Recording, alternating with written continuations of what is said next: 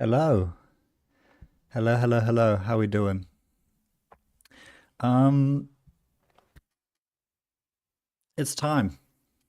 I mentioned last stream when I did my review of all the worst cards in Netrunner that I thought Borehole was probably the king. Super deep, super deep Borehole. Where are you? There you are. And I've never won with this card because, I mean, no one plays it seriously, and I have not dedicated the hours that it would take to getting a win with this card. Some people said that they couldn't believe that this was the worst and that I was making nonsense points. I'm going to see if I can do my best to demonstrate how bad it is while also like fully 100% trying to build the best possible super deep borehole deck. For those not aware, the reason why this card is so bad is because it takes too long. If your remote is so airtight that you can somehow get all of these bad publicity off, you might as well have just been scoring agendas for 6 turns. But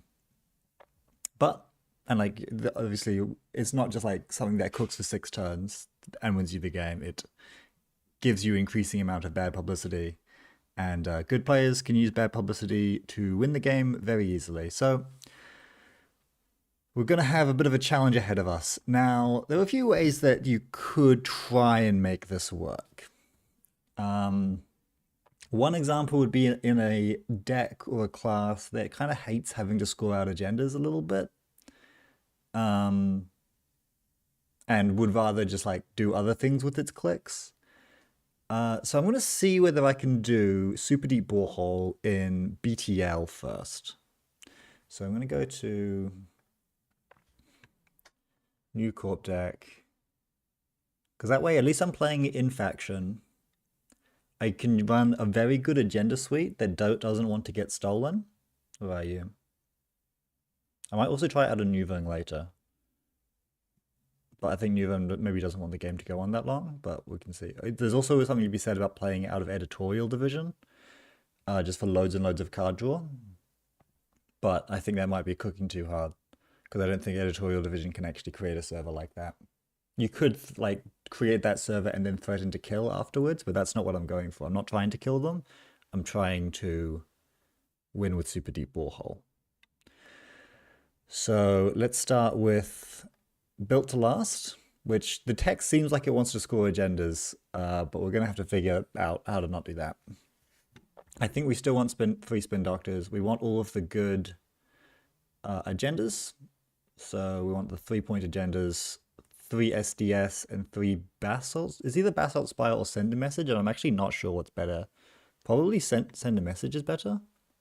Because like if the first basalt does, if the first borehole doesn't work, I don't think them stealing basalt and us getting a card back is like better. I think rezzing an enormous piece of ice is probably better. So let's go with send a message.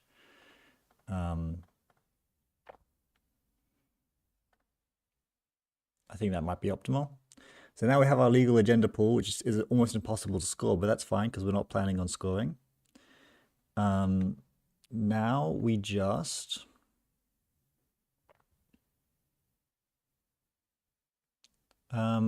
put loads of ice and money in, and then the way I'm thinking of like having this be robust enough is we find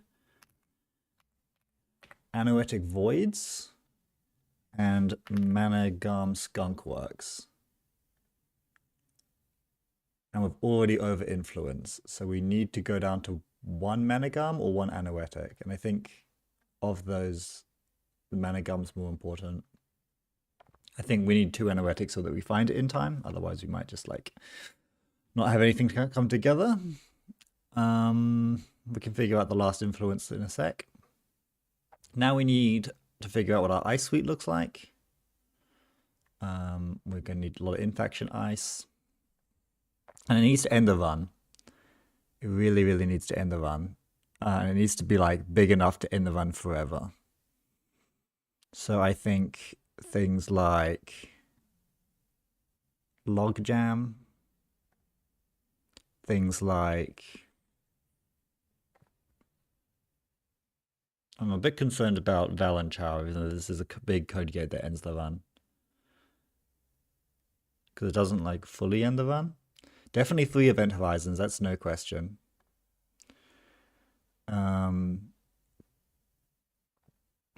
Probably Pharos. We're not really using this BTL ability very much. Is there a way we can fix that? Maybe. Maybe tree line is a way. Maybe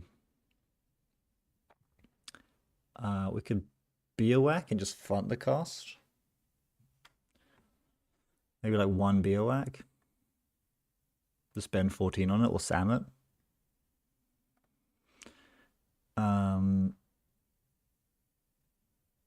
Now we've only got 1 influence to work with unless we cut an anoretic. Or I could go down to 2 spin doctors so that we could run a Sleipnir, which I would really like.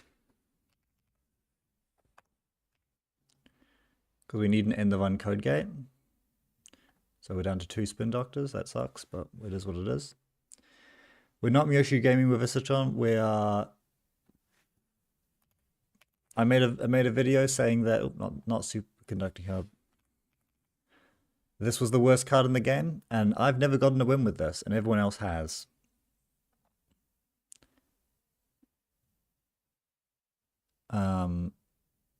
So I've got to get a win. So I need more money. I need a lot more money.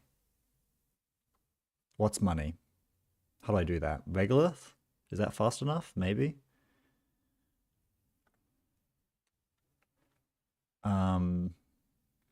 It's not great. What's some money operations? I unfortunately am playing the money faction, so I can play. What are my mini cards again? Am I vulture funding? Maybe. I don't really want to vulture fund. I could reanimation protocol, but like that's maybe giving them too much. But maybe this just is a reanimation protocol deck because it's all going on the remote, right? I think what people Valenchals, yeah, Valenchals are right. Okay, we could play Valenchal. People maybe don't think enough about reanimation protocols that if you're spreading these big ice over many servers, you're actually not doing anything because if you spend like reanimation protocol 4 times and give them 4 bad pub to cover 1 for each central, you actually haven't done anything because all the ice that you just installed, now they have 4 credits to run through it. You're supposed to reanimation protocol over onto 1 massive server because that way they've only got 4 credits to get through many big pieces of ice rather than just 1. If you're afraid of bad pub, playing borehole, I question this whole concept, but splashing scapegoat is good. Well, I think the idea is that like there's an amount of bad pub.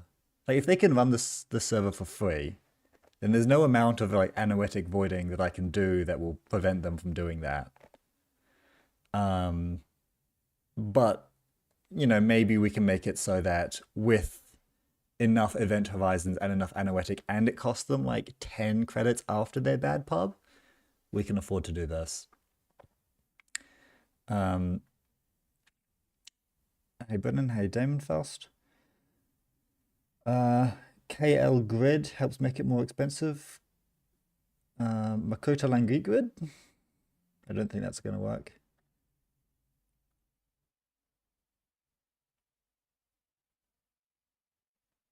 Anyway. Code, yeah, we probably do want Valenchao. It is okay. So here's my ice. Yeah. Okay, so we have loads of ice now. In fact, we have too much ice probably, but we need more money. We need a lot more money because we don't have any like Charlottes or anything like that. So where's my government sub? This is definitely going in. We need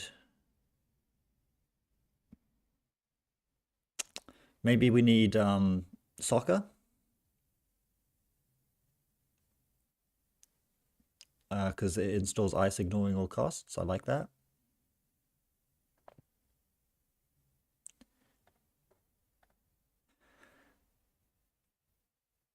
And Earth Station is also hilarious for Borehole. Earth Station could be okay. I just don't think we can like ice centrals and a remote. I think we're just ignoring the centrals issue. I think we're just saying like I'm rushing my borehole. Maybe there's an ice on HQ and R&D at most, but like this is everything here is in the deck to protect borehole. We can't like do we'll ice all the centrals to prevent pinhole. If they have pinhole, they just win. Like they just win. Oh, toxins are the good one. Okay, so we're not doing Valent Shower, we probably are doing Toxin. That's right. We have new cards. This I like. Oh, yeah, so what are we advancing with BTL ability? We're advancing a Logjam once, Pharos once, but it doesn't matter because we probably want to tree line the Pharos. And that's it? Okay, that's not great. So BTL is like blank. But we do have a lot of clicks because we don't have to do agendas. Yeah, we just can't play around pinhole. The part of the reason why the deck is like the card is so bad is because pinhole is everywhere. But like if they have a pinhole, we just like lose. Okay. Tell me guys, is this the best deck you've ever seen? Our money is literally reanimation protocol. So like that reanimation protocol can kind of count as money. Like no, Earth Station has to protect HQ in order for its ability to do anything, and we're literally not doing that. We cannot, we can't do many things at once. I think we are ignoring HQ. Oh, we're gonna lose, but that's fine. We've got hedge funds, we got gov subs, we've got KPIs, and then we're just like clicking for credits and clicking our regolith mining licenses. Regolith mining licenses, like maybe before we find our super deep, we just like empty some regoliths. And then we're good to go. How do we lose? Okay.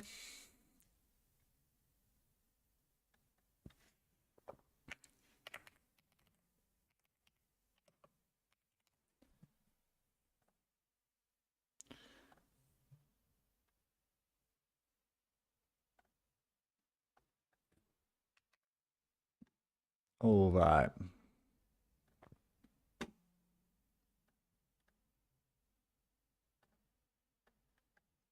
Here we are.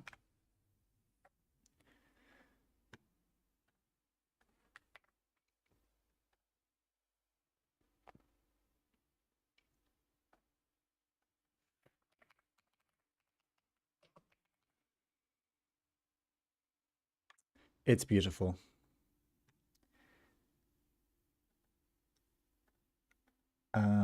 Do not insta lose against any deck that plays at least 2 pins. We insta lose to any deck that plays 1 pinhole.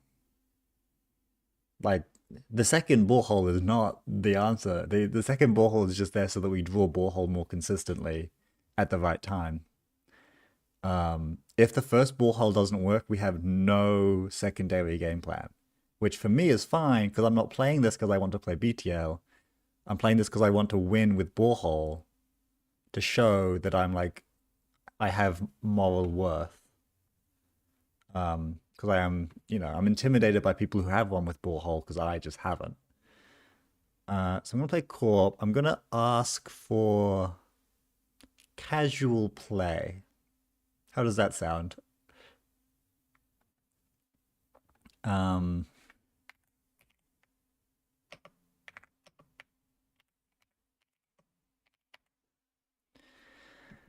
and yeah, let's see how this goes, eh?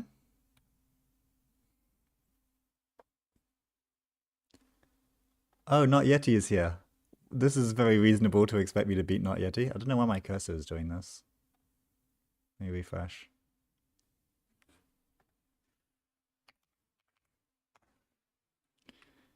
Well, this doesn't seem right. I can't see my hand. Save me?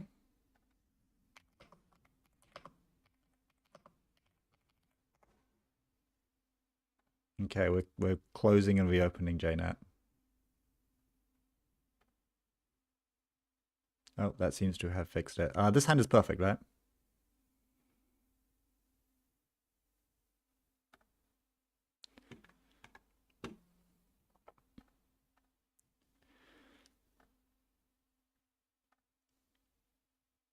And then we like install logjam advance.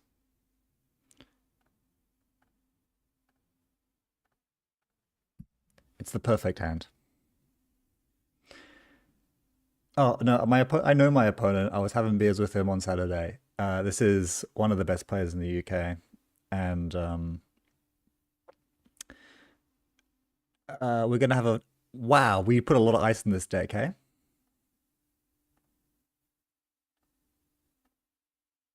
How wise of us.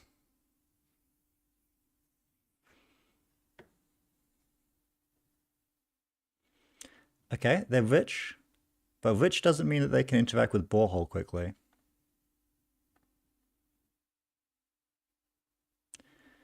Um, I suppose we put a event horizon on server one, or do we just like overdraw the Biowac?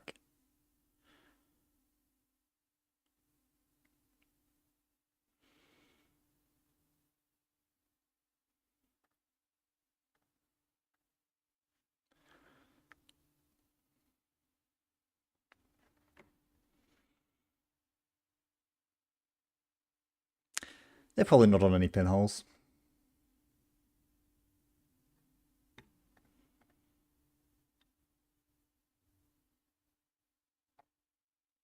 I'm sure we're fine. I'm sure we're fine.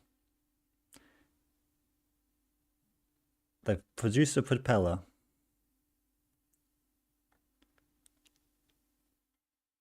Do I care about expending this? Not really. I don't need more ice. I'm just going to lose my Biowac and Pharos, I guess.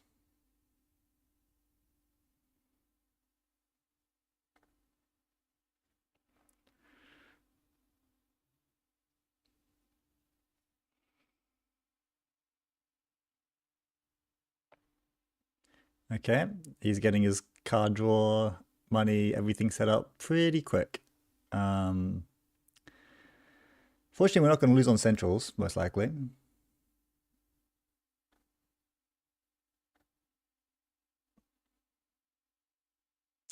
I guess we just reanimate some, start with...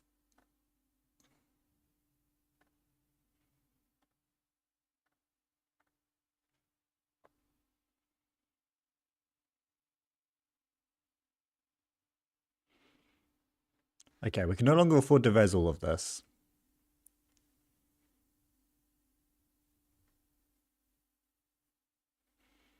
So we're going to need to draw more money or regolith before we can actually do anything. But that should be fine. Maybe we need, because we have Toxin, we need slightly less ice. Lucy, we're doing borehole. We can assume that not yet he doesn't have any...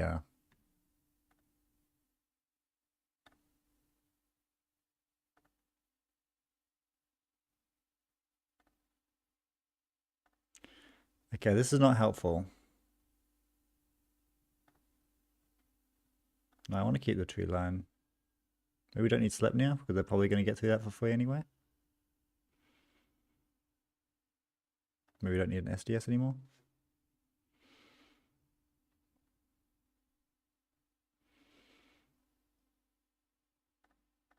If they find my... Okay, they found an SDS, that's fine.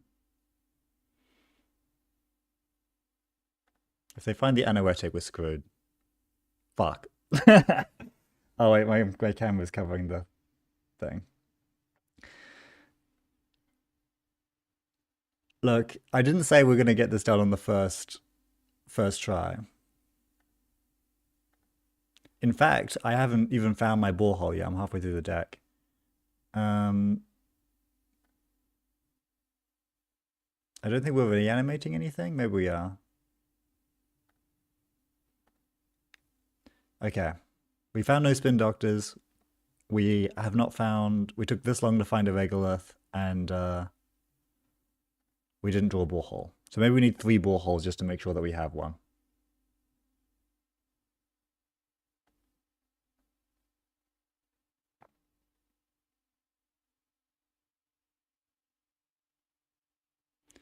We really need a spin doctor now to save our agendas.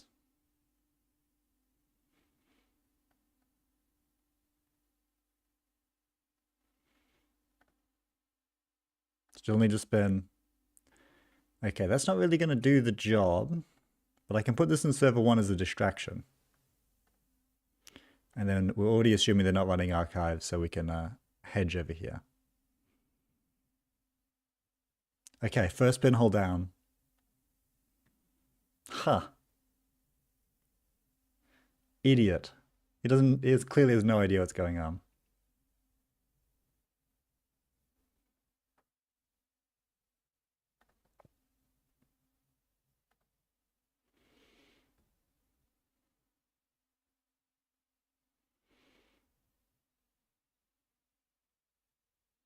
Obviously, there's probably like a there's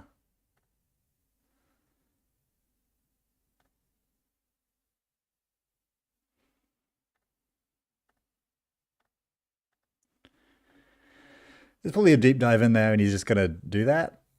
I think there's no reason not to.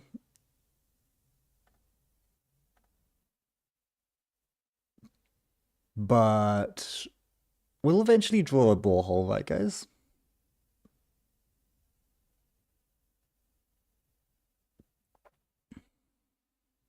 Genuinely, like, it would cost a lot to get into the server now, but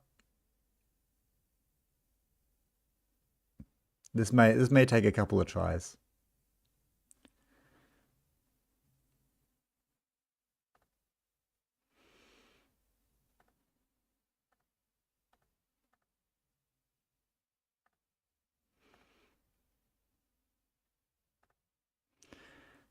Okay. We're gaming now. Except the fact we can't actually protect this. But now we can use our clicks for whatever we like. We lose.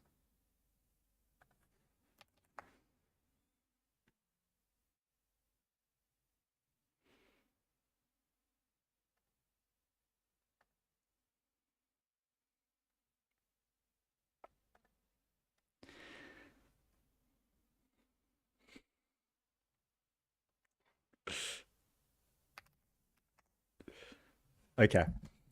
Oh yeah, of course they can run down centrals. The idea is that we literally don't draw these things, or we spin them back and we just ignore centrals.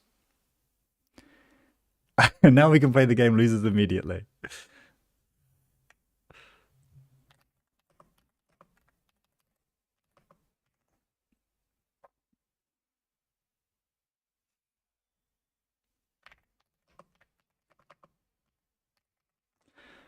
Okay, we will try again. I'm going to make some small changes. I'm going to go into here. We need a little bit less ice. This is a silly amount of ice. Obviously, we do need a lot of ice to make this even start to work, but this is a bit too many ice. Probably don't need Sleipnir anymore, which means we can get the 3rd spin doctor, and I can grab like a Hansei review for more money. Then I can cut a tree line. I probably don't need that many. Maybe a petty cache is like fine. Could like swap out 2 petty caches for the other, like maybe 1 on 1. And maybe this is what we do. I don't know if I want to go to 3 boreholes, because I'm going to just like draw more boreholes than I need, and that's too bad. Score off the books, just two to borehole. No, I don't like that idea. I don't want to have to score agendas at all. And if I'm doing that, then I'm not running. The whole reason I'm playing BTL is for this agenda suite. Otherwise, I'm going to be playing Nuvang and just hope not to draw any of my agendas. But the third Splint Doctor will help us stay alive for a little bit, because we can just overdraw any agendas that we do draw. And remember, they need to steal half the agendas in the deck in order to win. So let's do this. I think the most important thing is just we've got to play a lot of games, because this is going to take a while. Regardless of how optimized the list is. So.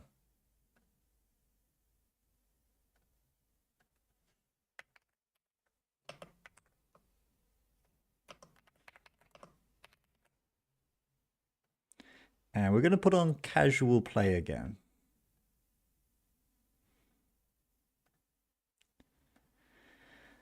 Okay, back in there. How was everyone's weekends? I was at the London tournament, the London district. And I didn't do very well. But it was still fun, really fun. I made some shorts about it throughout the day. Az did win it. Mahir was playing Az, and it's just like, yeah, okay. We don't have any ID text anymore. Like Az is just like a credit a turn if you just play normal cards ish. It's like slightly less. And with Malaeus everywhere, Vic is also like a credit a turn. Because the Tiger moving text doesn't do anything either. This is probably like a good hand, right? Phoenix is never going to fire, so this could be a really good matchup.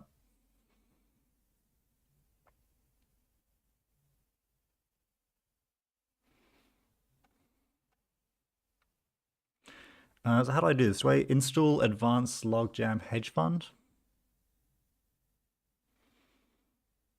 Or do I install Logjam Advance It Regolith? Or do I install Logjam Hedge Fund Regolith? Probably Hedge Fund. And just do like, if we have to raise a small Logjam, we have to raise a small Logjam. It's fine. It's really hard to get through a Logjam for Anarch. He pulled off Don't Pair into Flood PD. I think there was a lot of that, like not to take away from Mahir's win. He obviously played great, but like the meta at the moment, the only thing I don't like about it, the decks are all cool. I just don't like how polarized it is. It feels like, sometimes is my looking at my stream, is my thing all like, oh no, sorry.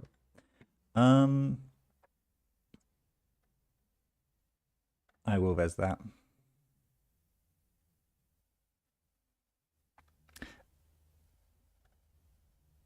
It's so, yeah, it's polarized. So if you play into decks that you can beat, you're having a great time. If you play into decks that you can't beat, it's very frustrating. Like I was playing a deck that basically insta loses to Anarch, and I just got 3 Anarchs, and there was no way I was gonna like win that tournament. It's like no, there's no play I could have done that would have made things go differently. No mistake that I specifically made. Okay, just 2 HQ runs. That's fine. I'd like a Spin Doctor, please. Draw. Government subsidy. Let's KPI to shuffle this sender message away, I guess. Draw 1 card. Shuffle you back into R&D. And then do I install a piece of ice? Or do I place a counter on Logjam? Installing a piece of ice sounds like a bit more value.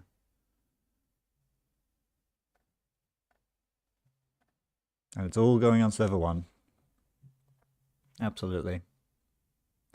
Next turn might be Purge.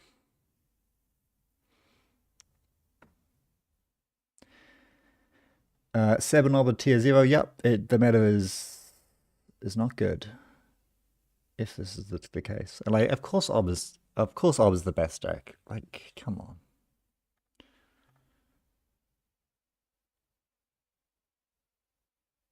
Okay, the access luck has been really good so far. Really, really good so far. They've seen nothing important.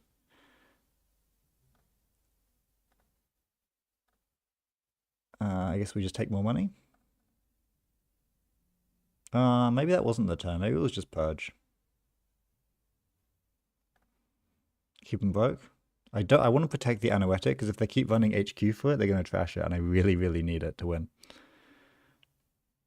See, once Super Deep Borehole is res, I can just keep purging. So next turn is probably install Super Deep Borehole, and we just start.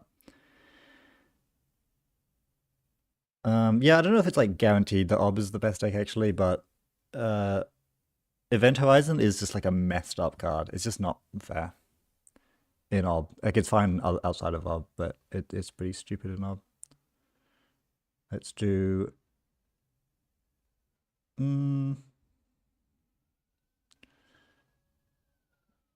draw.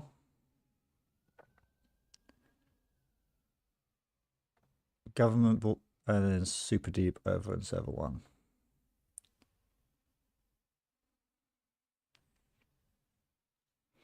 We've queued into a matchup where the bad pub probably doesn't matter. Also, we just got a great reanimation protocol target.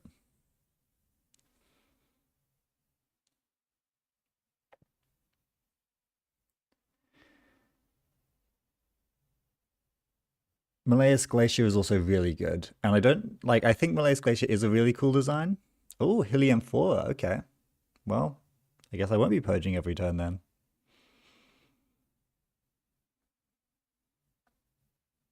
Not start turn.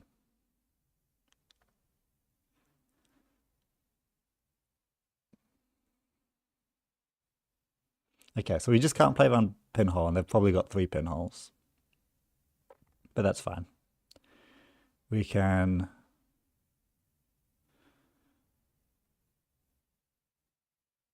do we just purge? No, we want to use this reanimation. We can draw. Advance tree line. Reanimation protocol this Pharos onto server 1.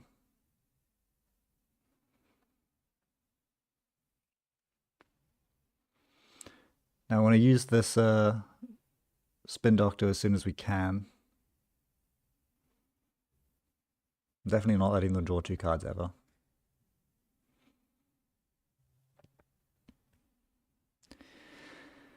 Yeah, turn 1 of 6. This is going to take a long time, but we do have all of our clicks to work with, which is the advantage of using Super Deep over just like wheeling out agendas.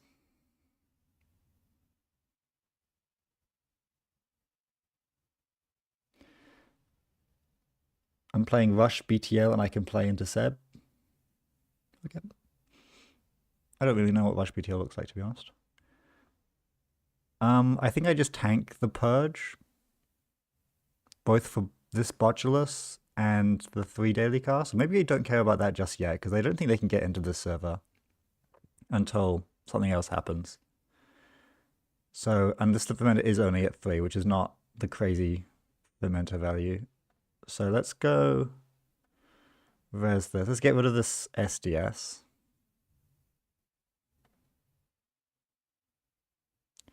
And then we can just advance this.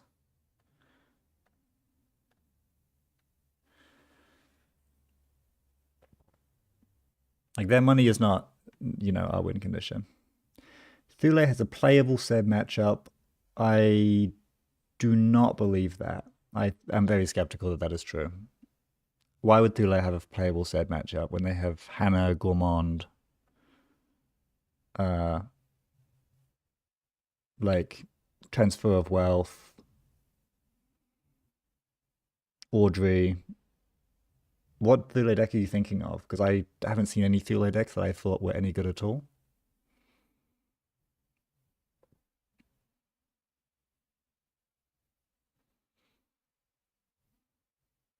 If they don't pop this fermenter, I'm definitely purging.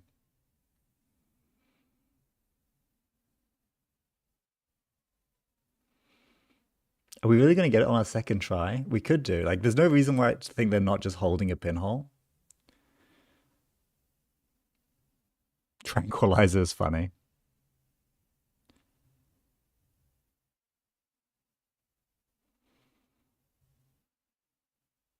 Did they not cookbook this?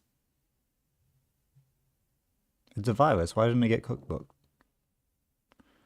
I guess they're just ordering it differently. I don't know if I can afford to res this Biowack.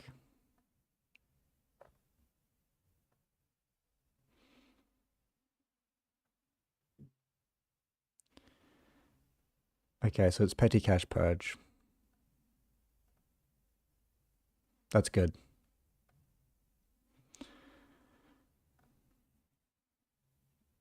That's good because I didn't even want that in hand.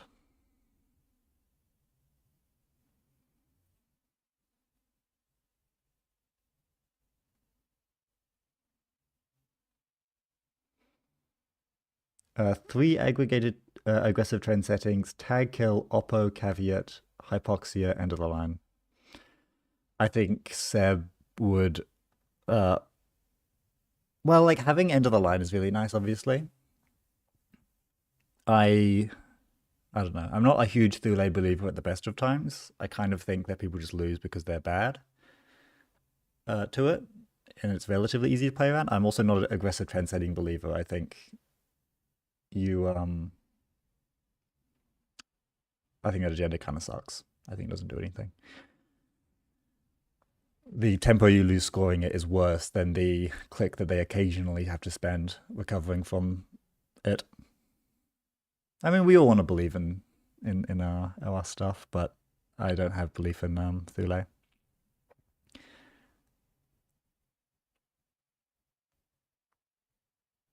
Okay, so they've used banner, meaning that I can advance things out of banner range, and I should be good to go.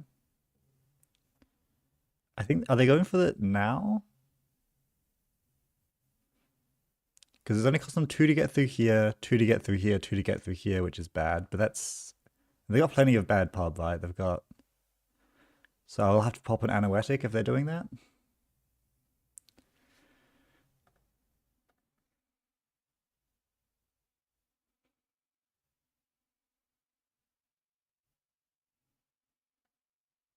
They also take a tag if they do this.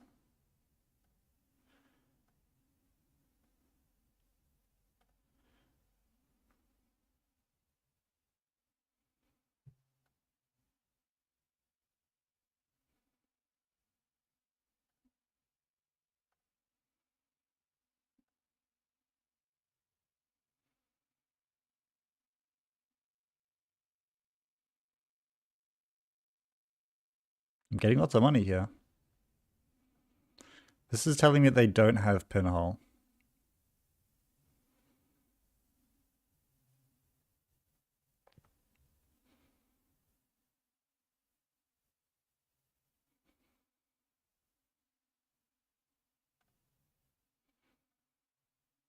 I probably still want this toxin.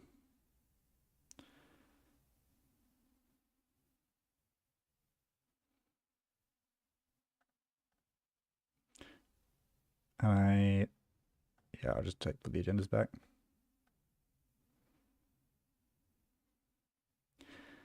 Okay, we're getting there. I could draw double advance this Pharos so that it gets out of range.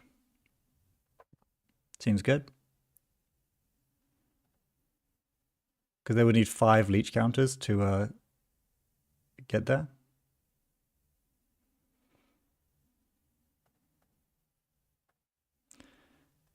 And do I expend this toxin maybe to find more ice?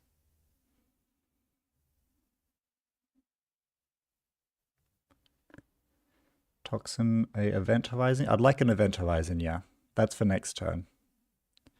For now, maybe I just click for credit. What do I draw? I want to draw so I can have more anoetic targets.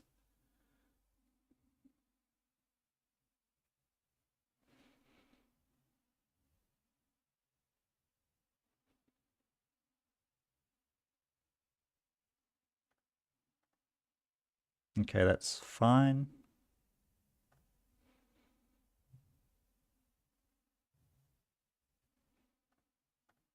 We're getting there. We're getting close.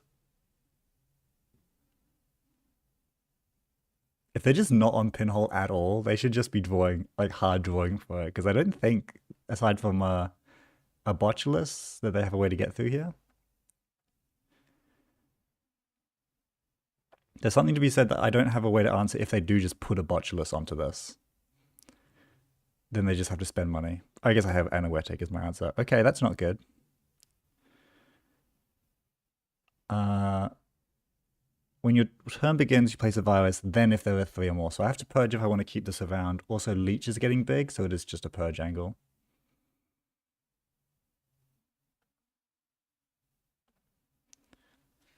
It's just a purge angle. I've got 1 anoetic available to me.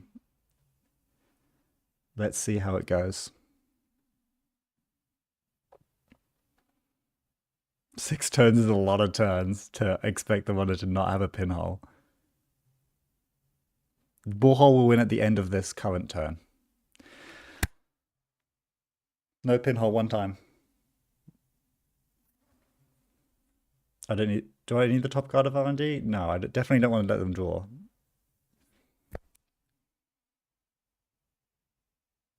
Yep, think.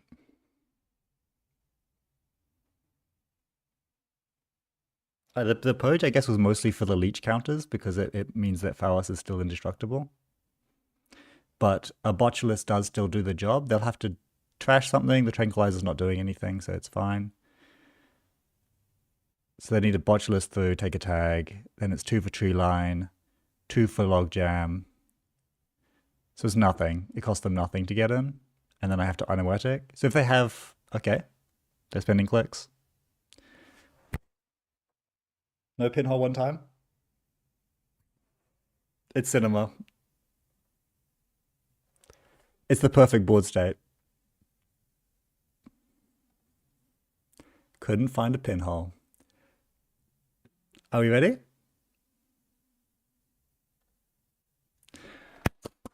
Woo!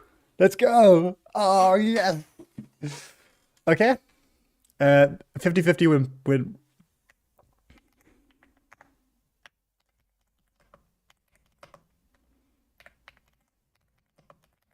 Okay.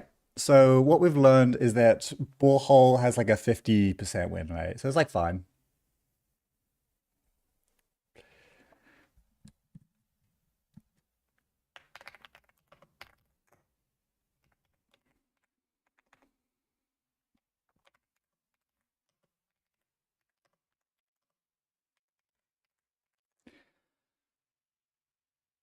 This is what you joined the stream to? Well, I mean, this is what to expect from the average Dullbulb stream. This is like par for the course. They've got one. They've got 1 in the deck.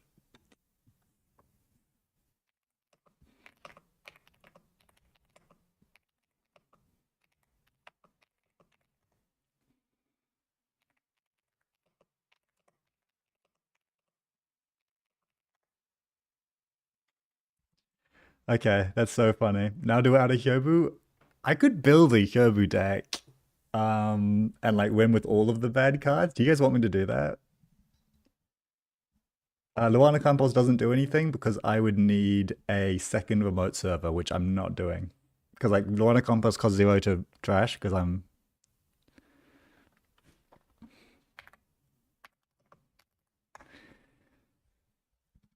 Luana can take bad pub out of the pool, but like not really. Not the amount that we're taking. I would need to like pre-install her and then res the super deep and then like have I iced her up that much? No, probably not.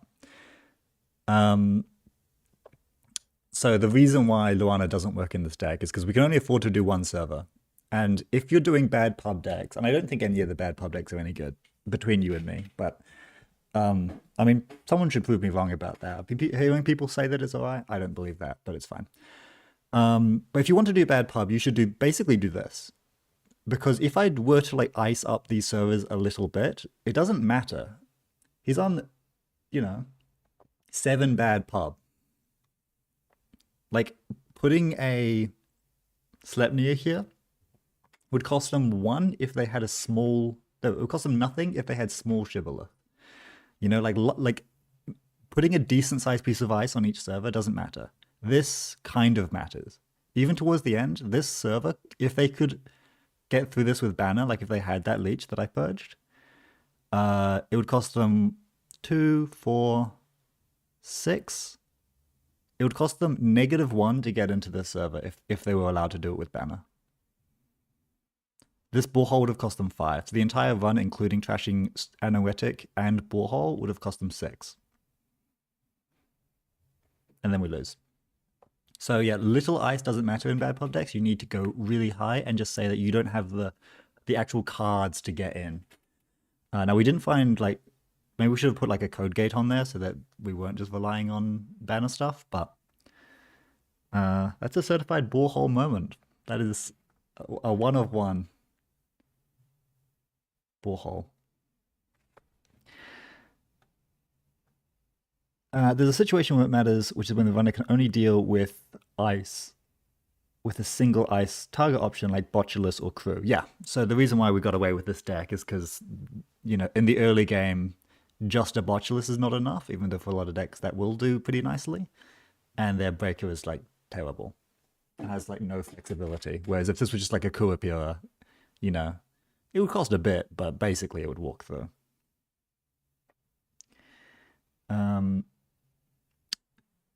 So yeah, Luana doesn't make any sense in this deck. It would not. It would just get trashed, and we can't afford to build a server big enough to counteract the bad pub. We'd need to like split our money and resources between 2 servers, which is not going to do the job. So there you go. You can 50% win rate. I think I leave it at that. I don't really think. I don't think that justifies like more gaming, but there you go. Super deep borehole. What turn was that? 11 turns.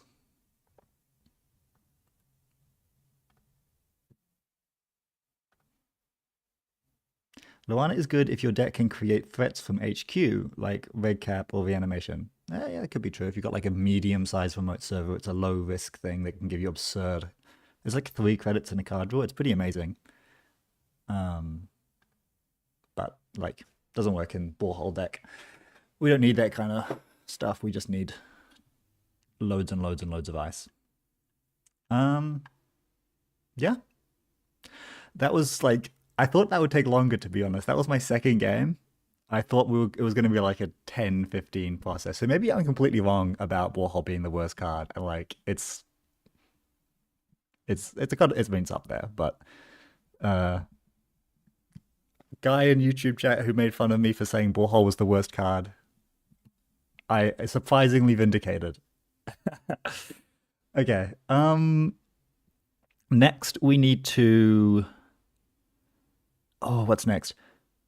Next we need to get super serious because I need to figure out what the hell I'm playing. Because I'm realizing that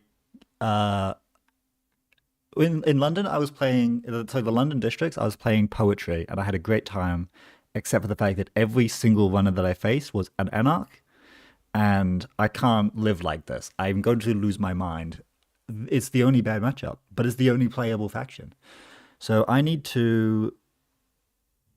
You believe that Hyoba is worse than Ampere? Worse than Ampere. How did Ampere not make the tier list? Yeah, good point. So I think Ampere has something going for it, and it's that it can kind of run an insane agenda suite. It can run like the best agenda suite in the game, pretty much, because you can just pick and choose all the best agendas. And in a future card pool that's very large, the Highlander restriction, I mean, it's gonna suck, but it's gonna be less suck when, like, you know, there's many one-offs that are good. At the moment, there's a fewer cards that are good because there's not that many cards. So Ampere, there is something to be said for that corp abilities are stronger than runner abilities. So you're giving up more. Like, you could be playing Meleus and your ID just does everything for you and like wins you the game for you. You could be playing Alco. You could be playing Nuvang or something like that and just like get loads of value. Whereas Nova, you know, runner IDs, sometimes they don't really do anything and they're still fine.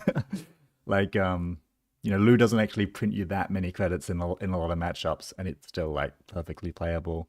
Vic doesn't do anything at all and it's still playable. Question, if Luana removes from borehole, even if they trash her, it's still acceleration towards borehole win condition. So she doesn't take it from the borehole. She takes it from your pool of bad pub, so they don't interact directly with one another. She just kind of offsets the bad thing that's happened to you, and as soon as she gets trashed, they get all the bad pub back, so that issue doesn't go away. Is borehole the most hilarious target for Maglectric? Yes, definitely. That's really funny. I didn't even think about that. I did think about Plutus, and because like we weren't sure, obviously, when we saw Plutus whether he was going to be playable, and I ended up playing him quite a fair bit. He's really cool. You can Maglectric Plutus, and it matters.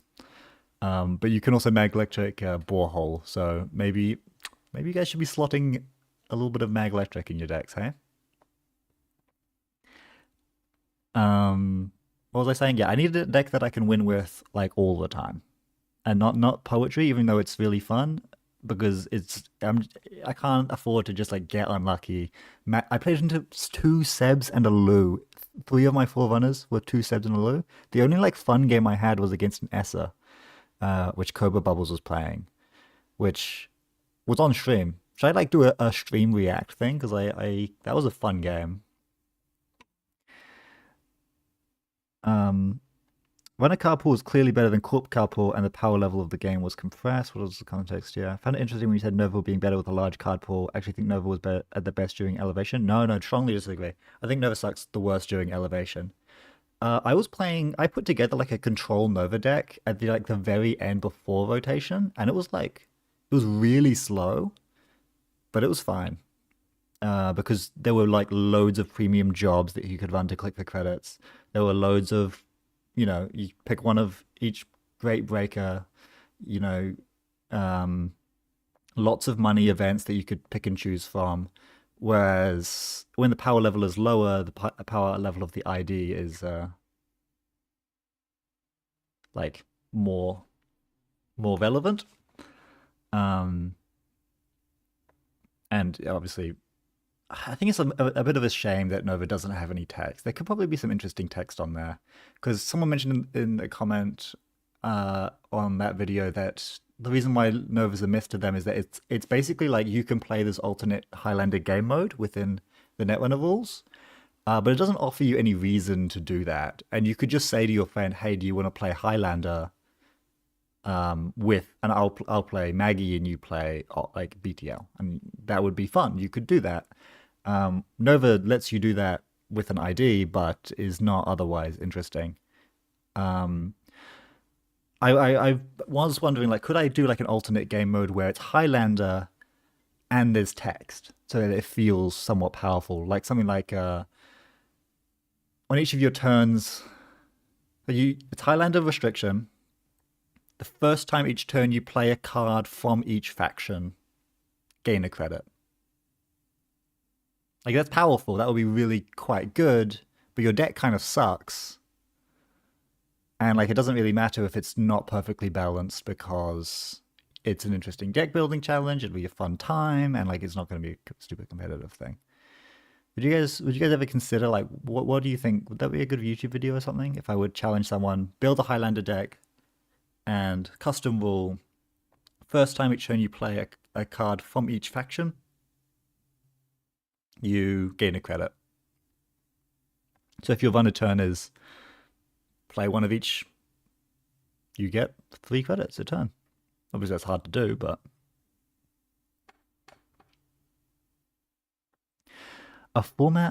only format with OB banned.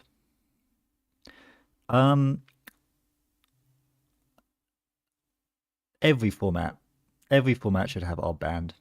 But yeah, obviously in Highlander, OB would not be allowed. You can't give OB infinite influence. That would be stupid. That just wouldn't be fair.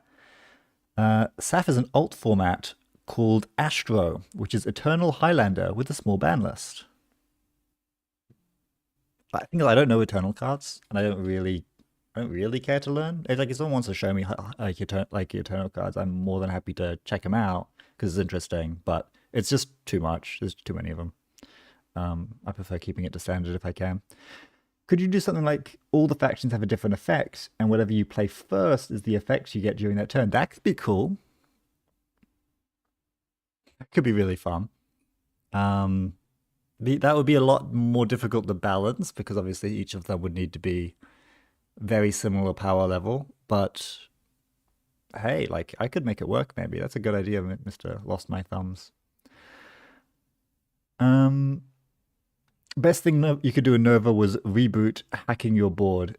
Yeah, yeah, like it's IDs are fun. It's fun to get like feel like the person that you're playing as is doing something for you. So playing Nova is a bit tedious because you just can't do that. And also very slow because to utilize your deck being better, if you think that these Highlander decks are better than non-Highlander decks, is you have to play a lot of cards in order to justify that fact. You're not Mercury where your power is very apparent in the first couple of turns. You're playing nothing, and you got to justify a lot of cards before that reality, if it is a reality, is apparent. What was I doing again? I might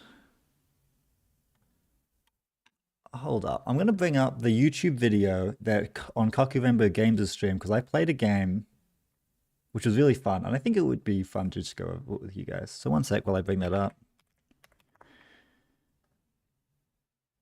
It's my game playing poetry against. Oh wow! When you're not logged in, the YouTube homepage is very bizarre. Kaku Rainbow Games. Here you are. London, he's got to put some thumbnails. I got to talk to Nick and get some thumbnails on these things. Here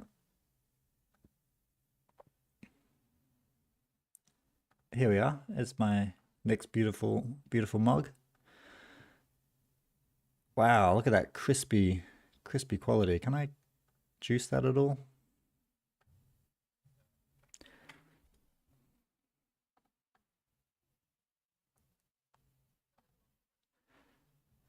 I'll live down here. Okay, this is towards the middle of the game.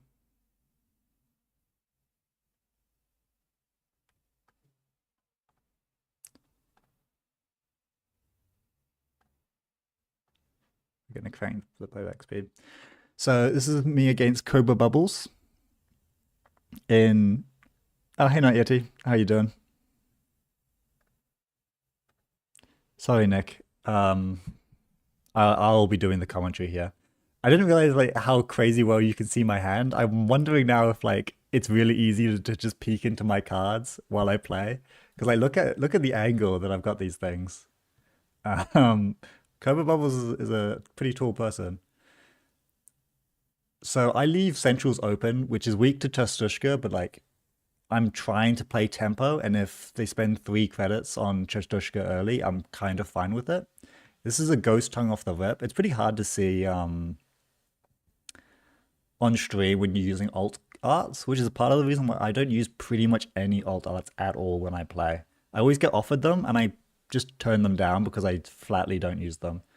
Um, I think it's obviously if you know what they are, it's fine, but like it's I don't really see the utility.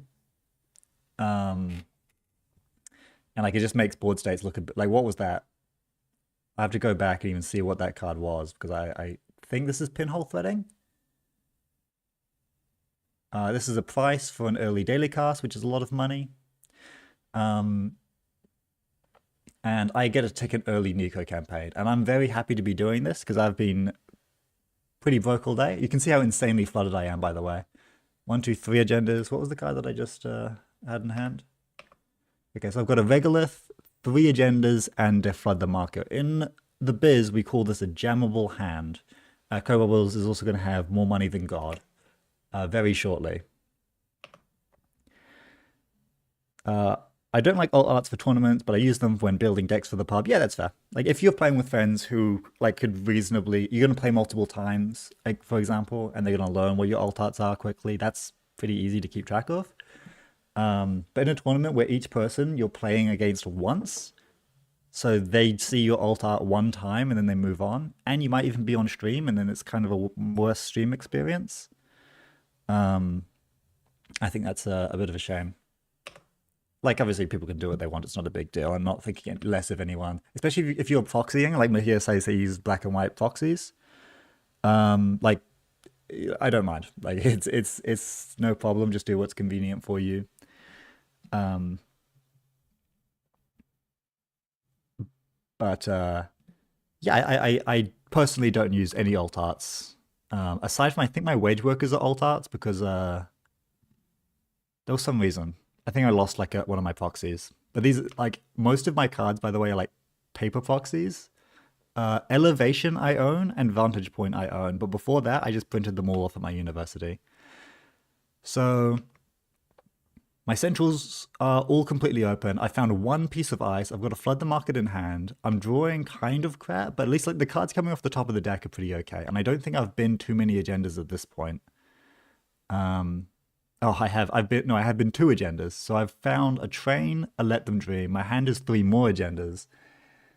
It's been an awkward draw already. I'm slow off the mark. At least though I've got this Nuka campaign ticking. This is really important. I think there was a marrow hit off of the running hot, which is really nice. No, sorry, I think the marrow was hit off the ghost tongue earlier. So that was like the good core damage hit, but they've drawn another ghost marrow now. So that's not so good. They run and trash my regolith. Yeah, keeping down Cobra Bubble's money was very tough. Pricing out a daily cast is +7 credits, which is insane.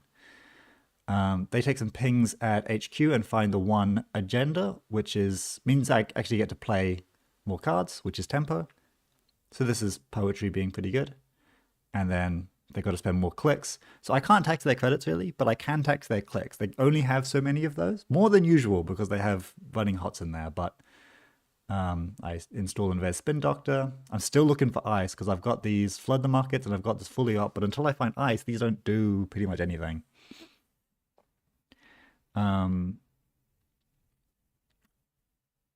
What's happening now? Where'd the core damage come from again? Oh, the marrow install. So yeah, they're ticking along real fast. They've got their hand size up. They're pressuring me on all fronts, except for they've let this Nico campaign progress through, and this is going to carry the entire game on its back. The fact that this fully resolves. Paladin is down, more money. I have this working prototype in hand. I have like dreams that I'll be able to do something with it. It's going to be tough though. They're occasionally just taking singles from HQ, which like I'm not sure I fully understand. The board is kind of all that matters in terms of my tempo, and if they don't feel like they're comfortable contesting the board, you should be drawing and installing things, right? Singles on HQ are not especially good. Until like you have to do them, of course. I pull out another Nico campaign, and I get to fully resolve my Nico campaign, which gives me a card draw, which saves my ass because now I have a piece of ice, so I can install fully up and kind of get more card draw, get more credits. I draw even more agendas. So Let Them Dreams been stolen. I've binned agendas. I've spun back agendas. I've drawn more agendas. Like I do a lot of agendas in this tournament. I had a lot of games where I was just like sitting with a fistful of like flood the market, and then 3 agendas, and it was pretty tough. Sometimes more than that. Sometimes like it's difficult. And I think the card here, if I remember correctly, is either a Mega Pre-Qualifier or it's soon to become a Mega Pre-Qualifier, because I leave a Mega Pre-Qualifier sitting on the table for a long time, which ends up being a blessing, which I'll show you in the last turn. Did you consider importing Anthill? No, Influence is tough. Influences 3 Let Them Dream, 3 Spin Doctors. There's another agenda on top. There's another Flood the Market on top. I need cards, but unfortunately I do find an ablative, which is really nice.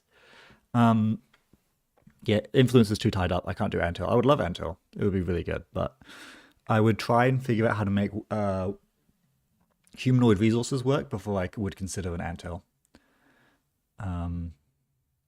I think I get to score out this Ingatan next turn because I don't think they touch my board. But look how many credits. They're on 13 credits at the moment. It should just be develop breakers, trash everything that I ever install.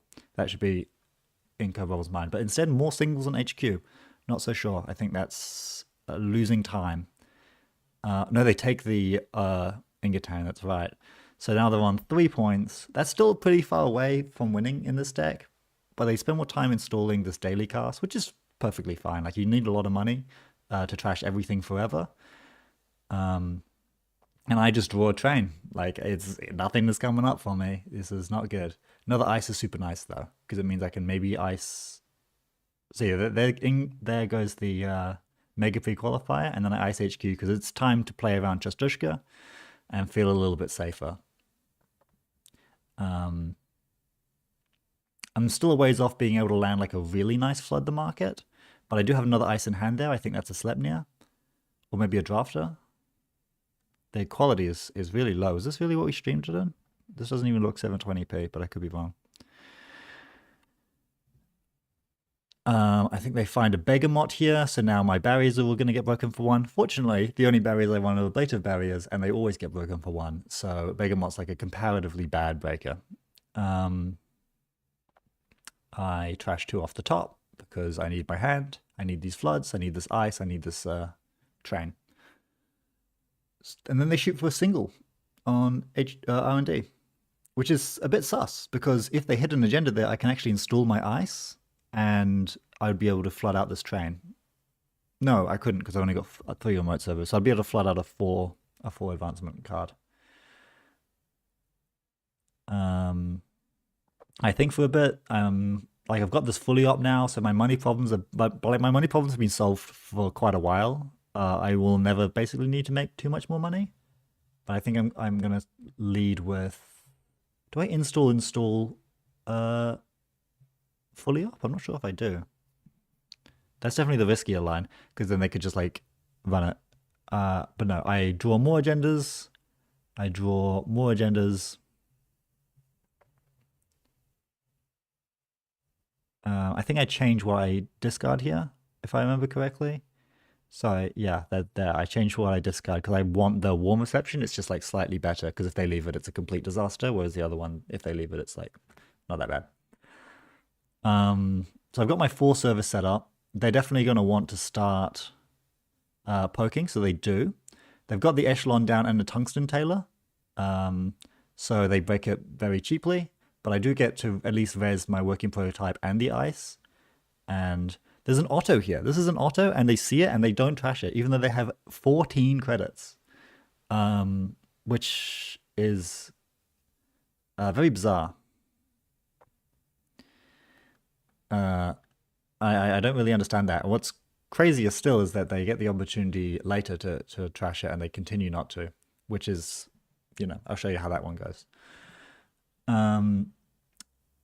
Working prototype is progressing closer towards the dream of the 5 proc, but for now I'm just going to flood the market on a let them dream, because there's a train in my bin and I would like to put it on the bottom of the deck. So, oh, no, that was a train from the deck, was it? I remember this being from archives, but which would be like the sensible thing to do. So, because I think I have 2 mega free qualifiers in my archives right now because of all the sabotage. No, I find the train in the deck, hey? Yeah, I choose not to save an agenda, and I'm just like, I don't really care if they steal these mega pre-qualifiers from archives. It's fine. In fact, I kind of want them to, because then it turns on the rest of my mega pre-qualifiers. So I put the train to the bottom and install from the top, which refills my servers. And I have another click. I know what that card is, so I get to sabotage it, which is fun. You'd think I'd bottom an agenda from archives, but like, I don't care if they steal 1-pointers. I only care about them stealing my train, because they can't really win without stealing a train. So I just bottom a train. I've got the other one in hand. I feel it's a safe in hand because the HQ multi-access is really bad. So as long as I don't lose a train off the top of R&D, I should be okay. That's my philosophy. Of course, I know the top is safe, so we're good to go. But more singles. Like, so many singles. This looks like a rising tide. I think it's a pinhole threading. And they pick a server, and it's an auto. It's another auto, and they just like don't trash it. They've got 16 credits, and they're like, nah, 2 credits on that? Nah. That is definitely a mistake. Just trash. I don't have Oppo. Like, I'm not going to kill you.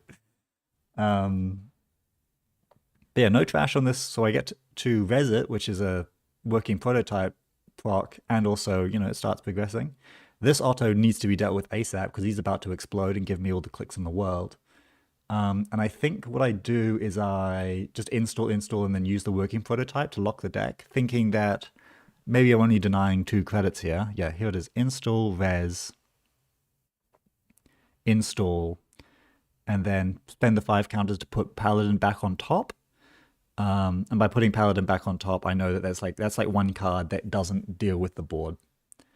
So it doesn't make a huge difference. But it's, 1 card away from something being botulist or whatever. HQ is checked. It's the code gate. They actually don't have a code gate breaker down at the moment, so it fully resolves, which I draw a card. I also choose to spin back an agenda here, which I think, looking back, is a mistake probably, because now I don't know where the train is. The train was on the bottom. I thought it would be really good to shuffle or flood the market back in. You see, I just leave the... Yes, I don't even shuffle in an agenda from archives. I shuffle in a flood the market. And that's good. Like, I love flood the market being in the deck, and I will end up drawing it pretty soon. But...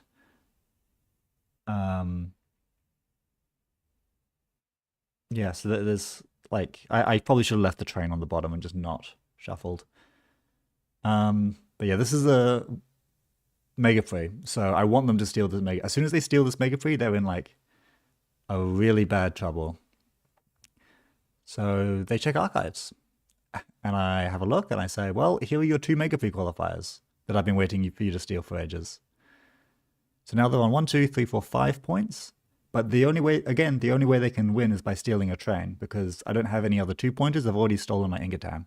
So there's 2 trains in the bin, 1 in my hand.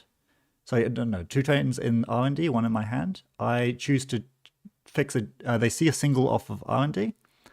I shuffle spin to fix the density, seeing as I've already shuffled the train that was on the bottom. And if I draw a train off the top, I get to keep it in my hand. If I don't, I can shuffle, so it's fine. So mathematically, this is like better odds for me. I'm still expecting them to spend their last click running and trashing this auto campaign, by the way.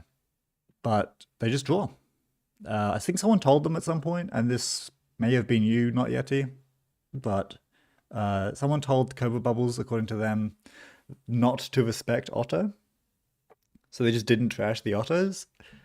And look at this turn. It's like, okay, start of turn, Otto pops, puts me to 5 clicks. Install. Flood. Get a click back. 3 clicks left. Score a train from hand. Triple advance. Score. 5 points in 1 turn. So yeah, immediately going from 2 to 7.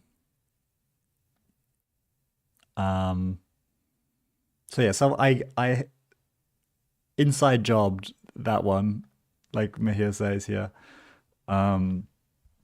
Somehow I got my spies to tell Cobra Bubbles that it's no big deal. Just let auto fire.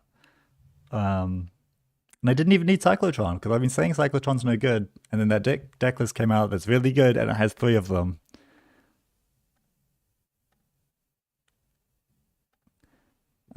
But yeah, that's pretty fun.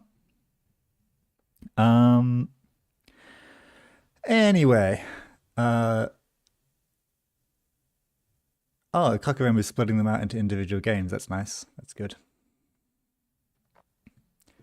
Okay, so guys, I need to win games. So I won that game. Yeah, it's true that the flavor text says, don't be afraid of the Ottos, kids. They're building our future. And maybe Cobra Bubbles took that to heart and just said, like, afraid of the Ottos? Are you crazy? You're not supposed to be afraid of the Ottos. However, be afraid of the Ottos. They are terrifying. Not very good, unfortunately, because they don't give you that many credits, and they're pretty easy to trash, but hey. So yeah, I win the game I play on stream, which is nice, but I lost 2 games with my corp. And that's not good enough. I need to play a deck that loses no games. So I have to play something extremely, extremely consistent. And I think the answer is probably Malleus. So I've been building this Glacier Malleus deck. I just unfortunately have to tank that everyone knows what decks I play because of my videos. But like, if I can't handle that, then I can't handle that, right? Like, we'll, take that on the chin. And like, this is good. Event Horizon's too much imp in Malleus. I don't know. I think it's pretty good. This spot was Managam, so I could Skunk Void. But like, Event Horizon's kind of really, really good. Right? Like, this is not a kill deck. I've got no damage aside from like my ice subroutines being like chip. So I don't need like kill cards. I have the influence. Like, I don't know, what would you be slotting over Event Horizon? Well, I think it's pretty good. Because I've got like 3 Profile Negations and an Event Horizon, so I just feel like once I'm set up, I'm so secure. I'm not sure if this Longevity Serum should be something else. Everyone tells me that Lotus Haze is good, but like, Longevity Serum's also really good, right?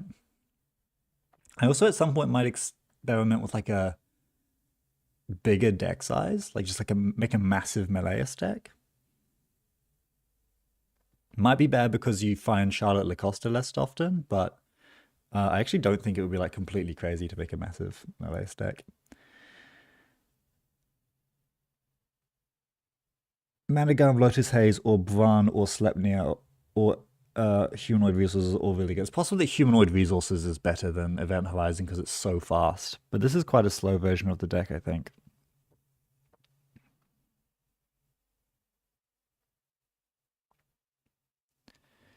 If you score Lotus Haze with a red room on the table, which is like, that's a capital I if, you have 1 more than Ob scoring a Basalt. Yeah, I mean, you've won. You've definitely won. You've won about as much as if you scored a Papaya Negation, to be honest, because you now have a Papaya Negation. Like, that's what you've done. You've successfully done 2 things in order to do 1 thing. People who slot 1x Anoetic out of Jinteki be like, oof, wow, can't afford Event Horizon. Like, it's pretty good, guys. I think Event Horizon's cracked, but like, I also have not been playing this deck as long as many people, so I'm not 100% sure. Also, maybe Vampire Nas is just not it, because it's not but better than Papaya Negation. This is propaganda. Papaya Negation's broken. I've played against Malleus as much as anyone, okay? I haven't been like seeking them out, but I've been playing against Malleus as much as anyone. I've never had Lotus Haze scored against me and have it do anything. Papaya Negation is just like a one-stop shop. You just score it and it's like, okay, GG. And what are you gonna do? You're like, oh wow, I can Lotus Haze, and if I have the red room raised, I can end the run whenever I want. Like, and you can't even interact with it. What are you gonna do about the Papaya Negation counter? I've got my whole life ahead of me. Brother, no you don't. The Papaya Negation is coming. The best thing you can do in EH with Event Horizon in Jinteki is play Mitras to bring it back. Yeah, I don't know if I like Mitra that much, to be honest with you. I think it's kind of a low value card in a deck that everything needs to be pretty high value to justify its slots. But like, it's obviously not like terrible. I know that Not Yeti was playing a deck with Mitras and Anemones, and you would just like basically either chip or grinder them down and just kill them, and they run them out of cards. And that looked pretty brutal. I don't know if that's what I want to play, but it looked like a really good deck, actually. I like the idea. Um, Problem is LH can fail, and I don't want my Lotus Haze can fail, and I don't want my scored agenda to do nothing. Yeah, like it doesn't do anything so often. And not yet. Yeah, not. I mean, not yet. He was on the off-world office. Like, 'cause it's good to score off-world office. It's probably better to score off-world office, in my opinion, than Lotus Haze a lot of the time. Because 7 credits is a lot of credits. Are we really justifying these like moving upgrades to be 7 credits? You could raise a Vampiro Nasa for that. It wasn't grinder, it was tempo damage. Yeah, it was fast. It was scoring. It was cool. I will try it at some point, but I'm gonna try building this myself first. Um, Now prove me wrong, Lucy, because I don't know. I think you're jumping through multiple hoops in order to achieve one hoop, which is I've beaten fire negation counters. I've basically never beaten Lotus counters. Hmm. Okay.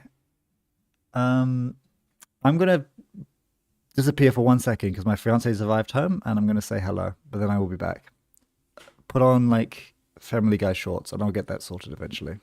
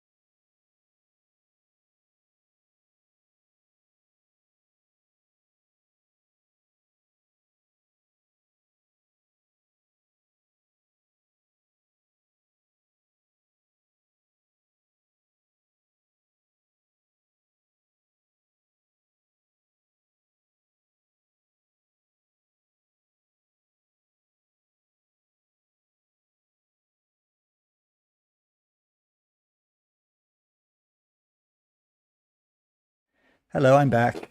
I'm back. I'm back. How was Family Guy? Um, I put both in a deck because I don't need off when I'm good at the game. I find in this deck you've got so much money that I wouldn't consider off, but like obviously if you're a faster deck running humanoid, yeah, off is amazing because you can like immediately go from off to scoring to Charlotte rather than opening with Charlotte, which actually takes a really long time to do. Um, I'm gonna play a game with this, and you guys can see how good it is. I think it's pretty good, but maybe I'm actually not that experienced of a Glacier player, so maybe this is not the right way to do it, and people have figured this out better. Actually, I think I've already got it cooked up.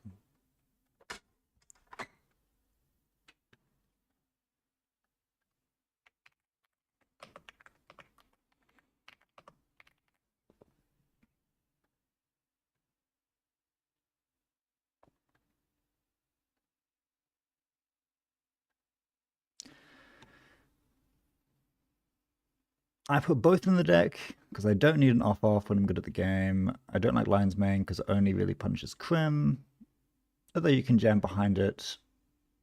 Like, I don't have a tag punishment, so I don't really care about Empiricist text that much. It's like it's almost neither here nor there. I don't think it's like a big difference either way, except for the fact that Tungsten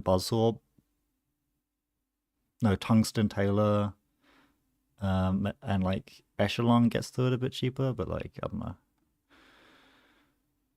It's possible the Vampire Analysis shouldn't exist while Tungsten Taylor Buzzsaw is like the thing to do. Oh, what do we got here? We got too many agendas, so we mulligan. And we get Topan, which is interesting. I don't really know what to expect. I don't think we're expecting a fast start. I think I Hansei away this Papio spin Ice HQ, or do I just like Tattoo Bowler Charlotte advance and just say, because you're not interacting, I'll take advantage of that. Let's do that. Comparatively a fast start, but I have some confidence that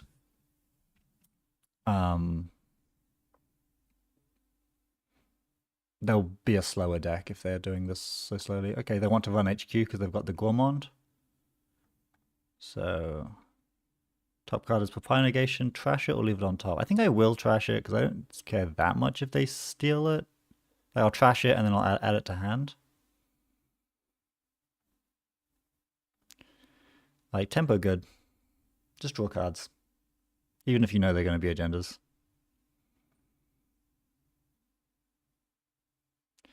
The Topan Ink daily cast. Okay, so that's plus 7 credits, -1 Ashen Epilogue.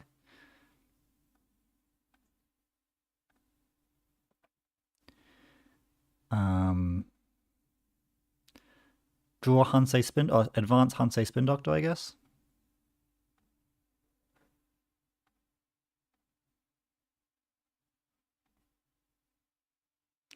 And then we can put this on HQ again.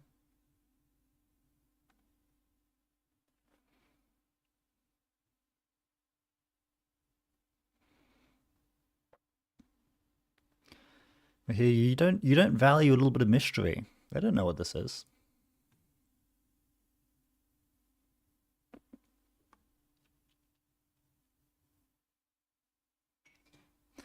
Are we ganking? We're not ganking. We're playing quite a regular Glacier deck. The memes are kind of done for the day. I achieved what I intended to much faster than I thought that I would. Let's spin away the send a message. Server 1. Let's draw. And then probably run on server 1 also.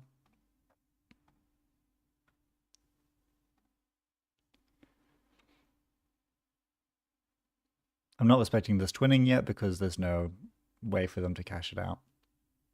Let's to get it. So okay, they're turning off text. They're trashing Boto with Gourmand from R&D? Like, yeah, you can do that, I guess. But I don't super care.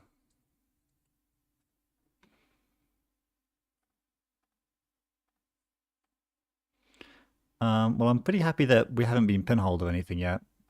So we're just going to keep printing loads of money. And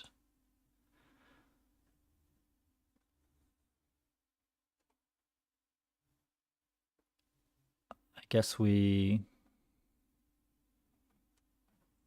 see what's going on over here. More Lacostas, more Papayas. I think we're quite a ways off actually scoring agendas because I'm intending for this Charlotte to take for a long time. So let's do Knowledge Seeker on R&D, Vampy on HQ. And I don't think I want 2 Papaya Negations, so we'll get rid of this. And they're going to run Archives.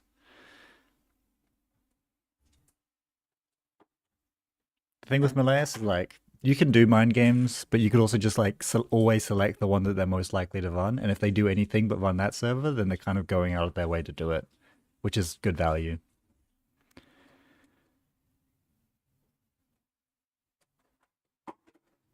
Oh, hey, Jai. How you doing, man?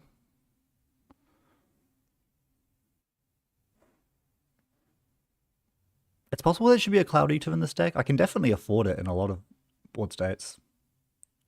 Verbal Plasticity is installed.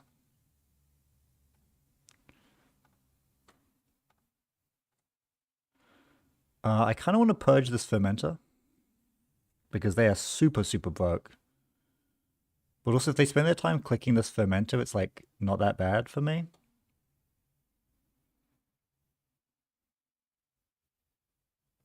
But also, I don't have anything else to do. So let's purge, let's trash Lacosta and let them dream. And once again, we're picking archives. I literally don't have anything else to do. So the longer the game goes, the more Charlotte ticks I get. And a big skill check in Ag Infusion, which is an old... Oh, I'm also covering the freaking cards again. It's hard to play, to be a streamer, guys. It's hard. I'm going to make myself a little smaller because I'm expecting Topan to install a lot of cards.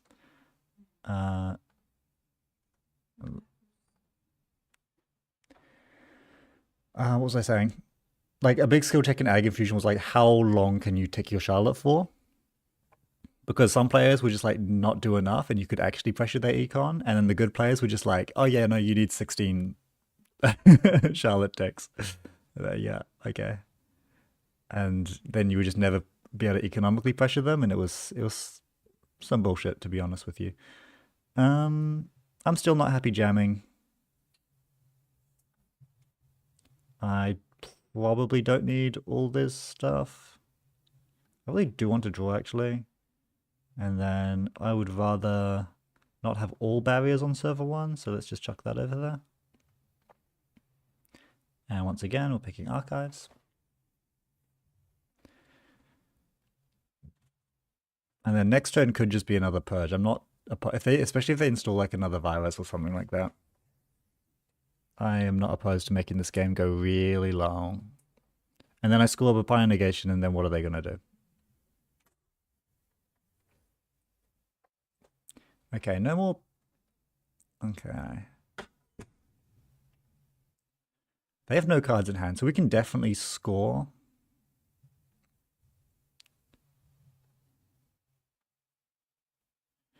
This Regulus shouldn't be in the deck, I'm realizing. You should just be all in on Charlotte Lacoste. You can never need the money from this.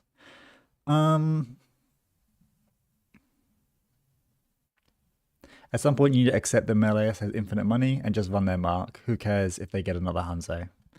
Yeah, and I think they're probably feeling that, like, you don't look too much at the cards I get. But the thing is, I can get back, like, more powerful things. I can get back a Spin Doctor, for instance.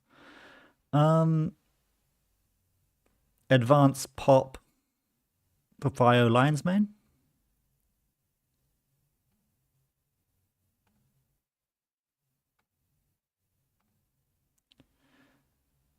And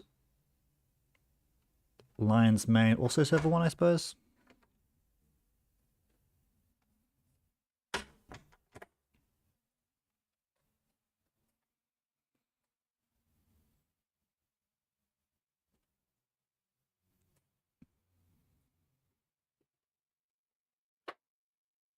The fact I have another Charlotte to go in after this one, if I don't find an agenda that I want to score after the Papaya Negation, makes me feel pretty happy.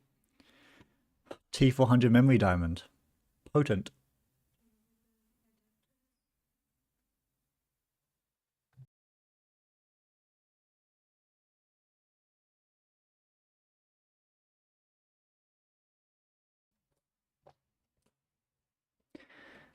I've ran every Malays player I faced into the ground at some point into the game. Yeah, like, you need a lot of money. It feels like I don't need a lot of money because I haven't had to raise any ice.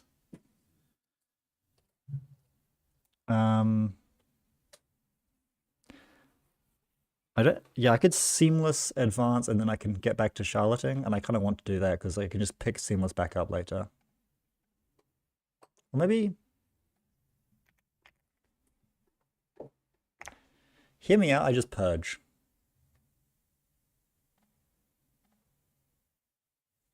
And I want Lacoste Charlotte in case something does happen to my server, so...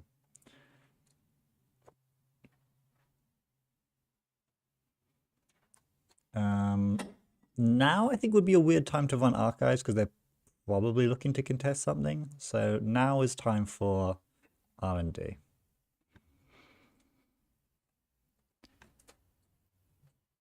I dislike Malaeus for its ability to accumulate agendas so much in hand. Does it? I'm not so sure. I think you can spin them away pretty easily.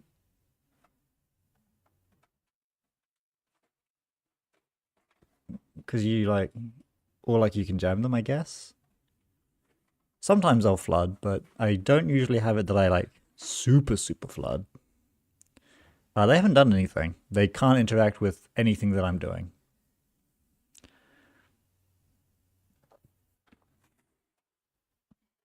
They've installed a lot of things.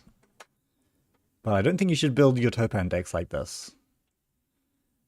I think you have to interact.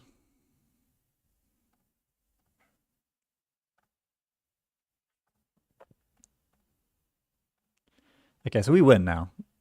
There is absolutely nothing my opponent can do. If at any point they would be able to do something, I can just turn that off. They're definitely wanting to run now.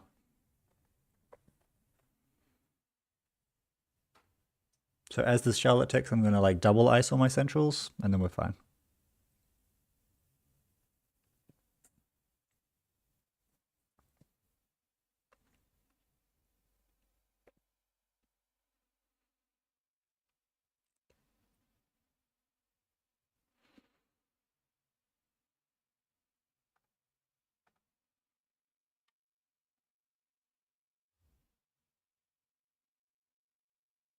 They can break the end of the run with this Bottomless.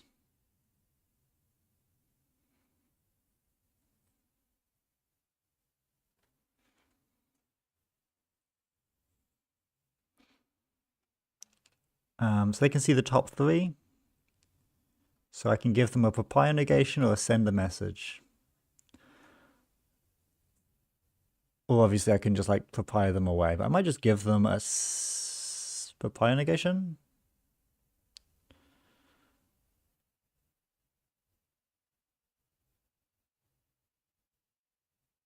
Or I could just not, I could just like papaya them away and score another papaya negation.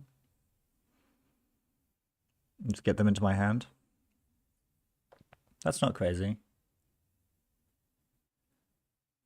But they can get back in if they really want to. So I'm just going to give them a papaya and keep the send, or do I give them a send and keep? I think the extra, yeah, they can sandwich him to get back in, which is an issue. So I'm going to send at the bottom, then papaya, then tattoo Hansei. They'll probably trash the Hansei on seeing it, and then they want to have trashed the tattoo. With the gourmand.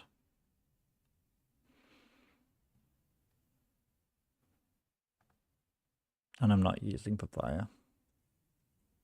Oh yeah, I get my melee as proc. Thing is I don't trash it. Oh, I should have put the... I forgot where I set the melee as. I should have, yeah, I could have just saved this whole operation and drawn one of the cards. I guess they would still see the remaining three if I did that. So I'm going to say no, because if they fully dump twinning, which they surely will, they're going to see one of the cards.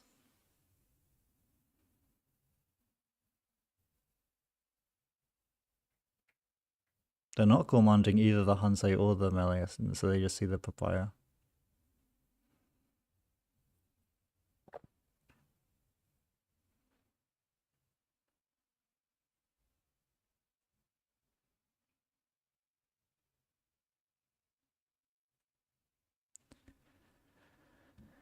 Okay.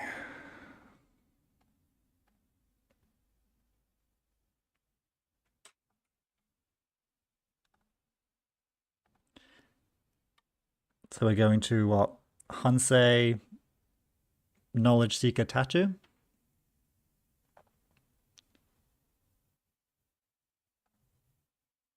Hansei away a Acosta.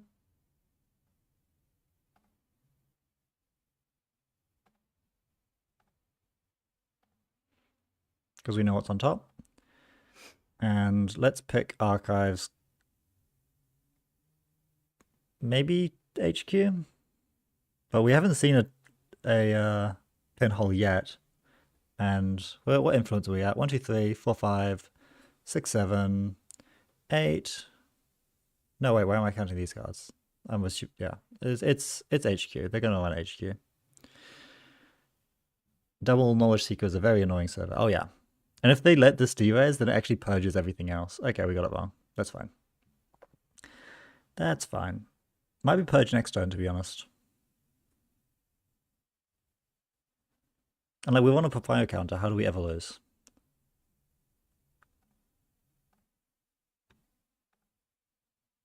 They could gourmand the Seamless, which would be quite useful for them, but...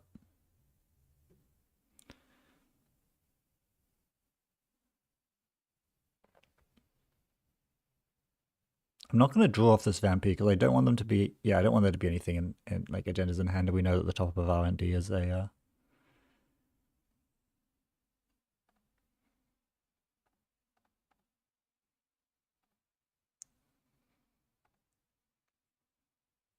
Look how much control I have over the game. Like, I think I could just choose what is and isn't an issue. Okay, they actually Gourmand the Boto, which is a big mistake.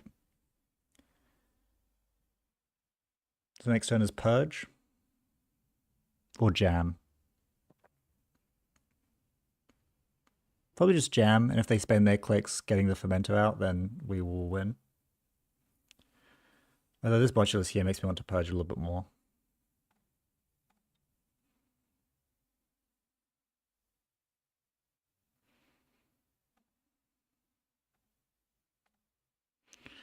Lacosta Grid under that, hey? They just saw 2 in HQ, so maybe they wouldn't believe in... Purging takes a lot of money off the table.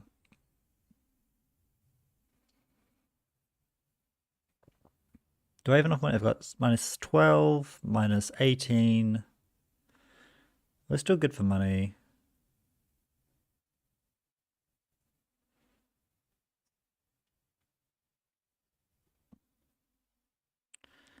Let's draw. Or do I just like...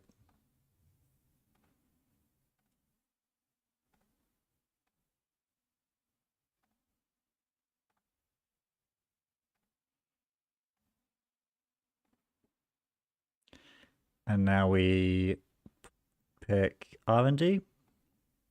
Because that's probably where they're going with these Botuluses. And if they want to sync a click running archives, they can do that.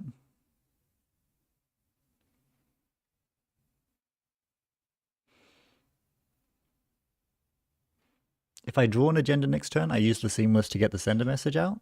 If I don't, I just Purge. I do have a Mav in there, yeah, for sure.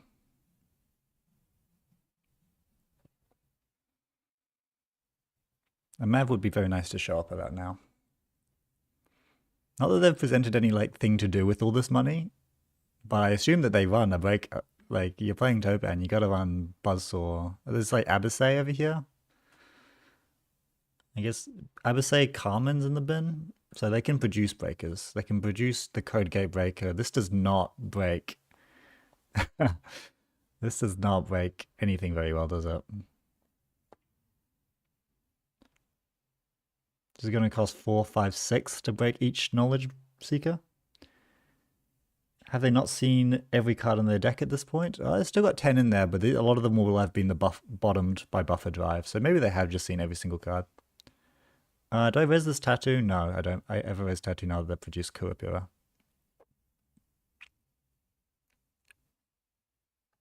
I suppose I res this Knowledge Seeker? Is there any point?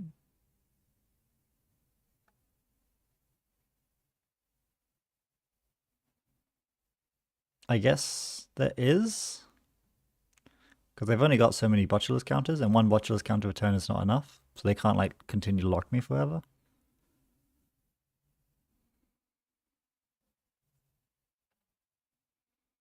And I, like, want my Bias counters on here.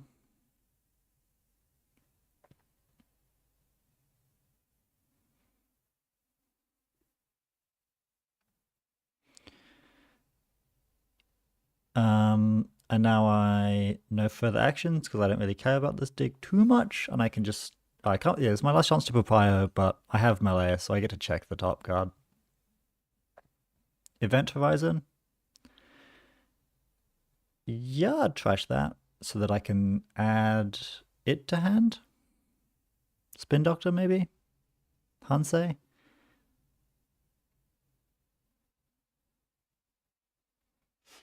Boto?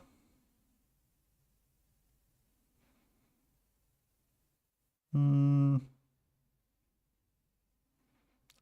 going to add a Hansei to hand. I don't think I need an Event Horizon. Maybe Event Horizon for R&D is really good, in case that ever comes up. There's points in the deck for sure, but like... Yeah, it's fine. I think this is like maybe I'll give a Charlotte back in case I don't find another thing to jam.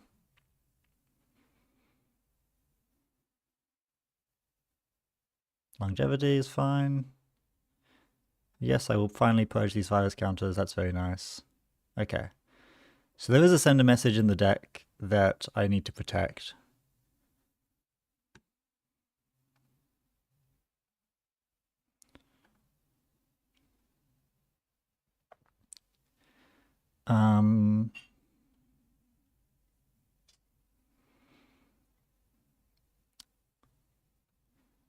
Now that they have lots of money and breakers, maybe I just quickly score out the sender message. And then I will res... I don't care if they want HQ that much. Definitely not resing Tattoo. Bran?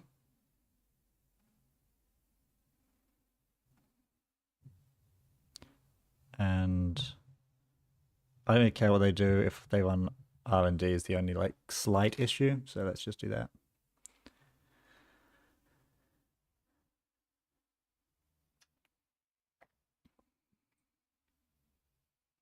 Mav was very late to the party, but that's fine.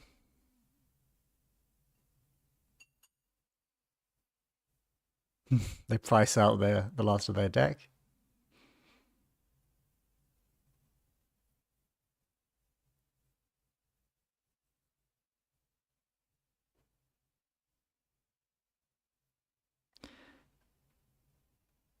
Like, look how nice this not being Lotus Haze is. Have you noticed? I would have had nothing to do with it. It literally would not have done anything all game. I haven't drawn an upgrade. Aside from Lacosta, which I can't move effectively.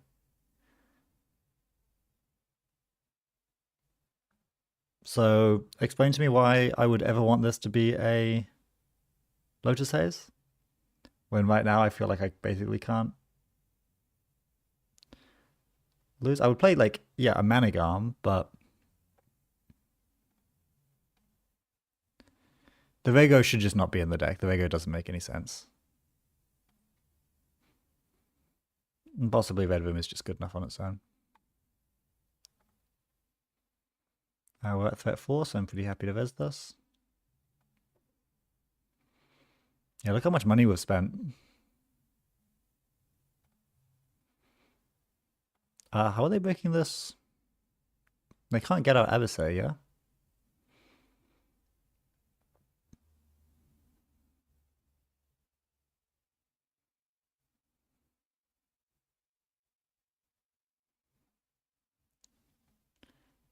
So they've already locked the top of R&D.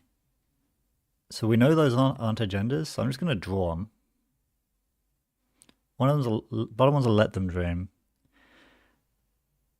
Because I don't have my defensive upgrade here, I'd be concerned that if I would have jammed this, that they would actually be able to successfully get in. So I'm not going to papaya them here. Also, they don't exactly win if they see this using the twinning sweep, so like 50-50.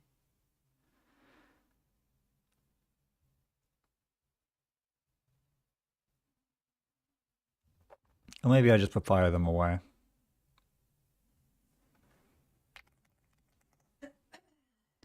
Because I would love to keep this Let Them Dream just to jam it and make them run through my enormous server.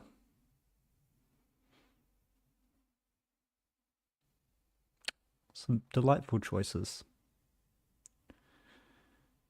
I could even like papaya them, and that way I can jam a Charlotte and make them run through my server, and then they don't see anything.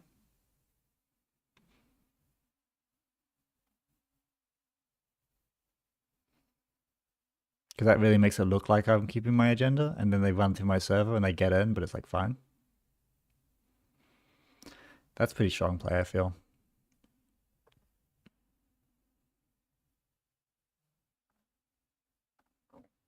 Also, I should have picked archives, I guess, if there was any chance that I was going to use. Oh no, they jack out, so I don't get my thing. Oh wow, they're going back in, hey?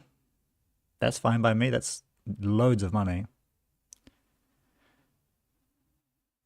Holy.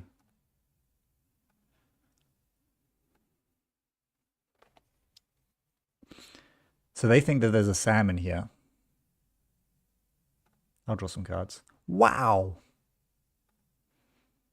We're all dreaming.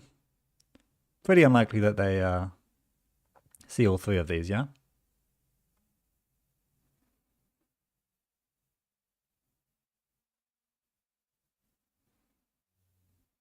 Okay. I will place a card there. Oh, that's not good.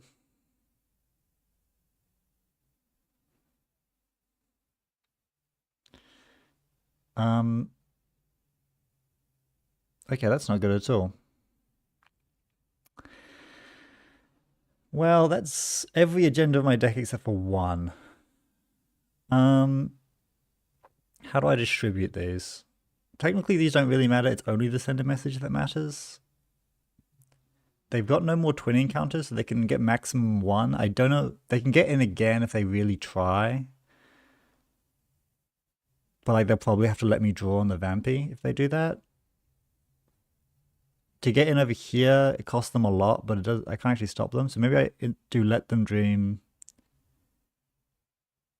Server 1.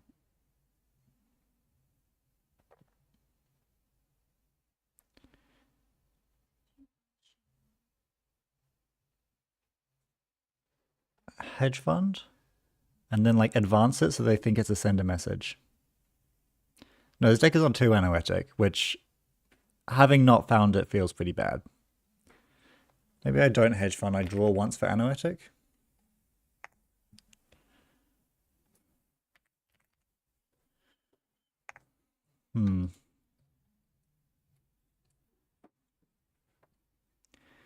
I could let them dream on server 1 and then Vampy on HQ. Can I afford to Vezel that? Not really. I can't afford to install the Vampy all the way up here either. I could just pick HQ as my like target to draw an extra card.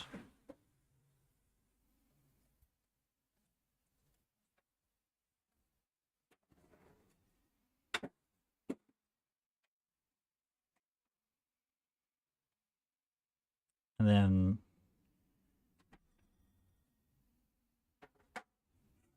let's get rid of a petty cash for a bit more money.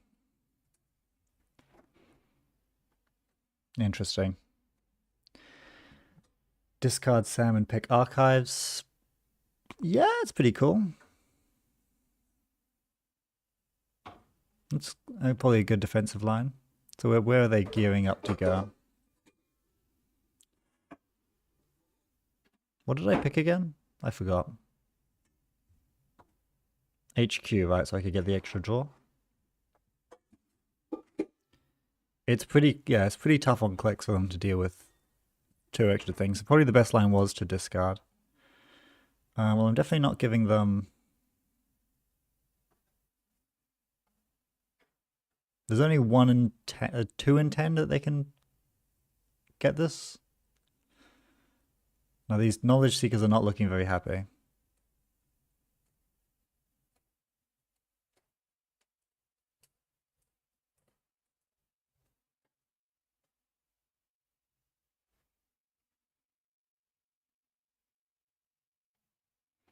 This is fine. This is a 1 in 5 that they win here.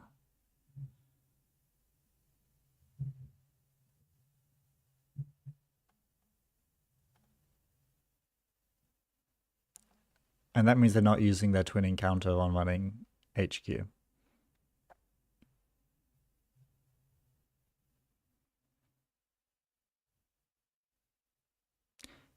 Papio is a bit scary because now they can actually win off Let Them Dream.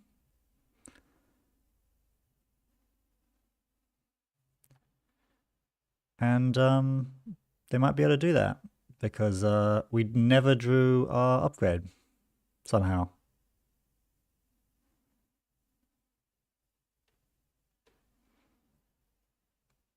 Oh, they couldn't have won on R&D, that's true. These do cost them 5 apiece, but they can also tank a bit of damage, so it's a bit less than that. This does straight up cost 8, so they're going to have to figure out how to take that much damage. They're happy taking 4.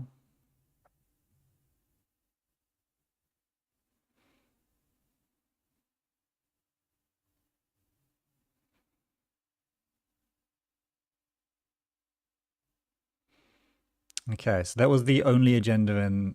Yeah, because the sender message is in hand. So that was there was a 1 in 5 that they steal for fire negation.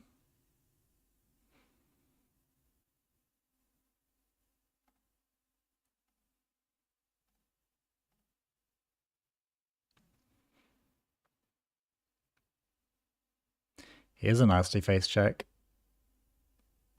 Can you pay the 5 and also break Bran? Probably not. Simul chip can help, but not like that much.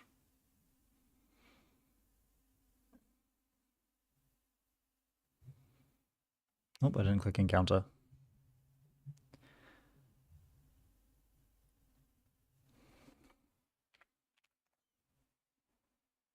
What if this was a Charlotte?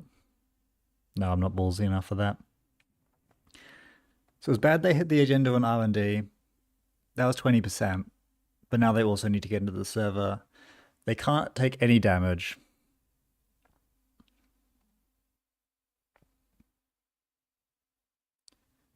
If they spend 4, then they can't break Bran. They don't have any clicks to use for Bran. They can save 1, because I don't think... Oh no, they've already trashed they've already trashed their Fermenter earlier in the turn.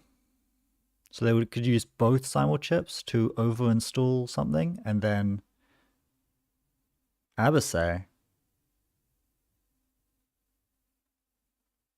So yeah, they can get rid of a Bottomless when they install this. And then they can use the other simul chip to save 1. They don't have a program in archives, but you can use 1 chip to trash other programs. Apply unbroken subroutines. And they have to jack out. Okay.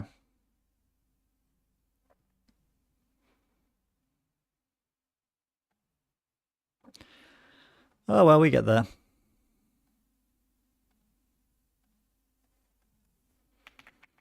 That was a close one, though.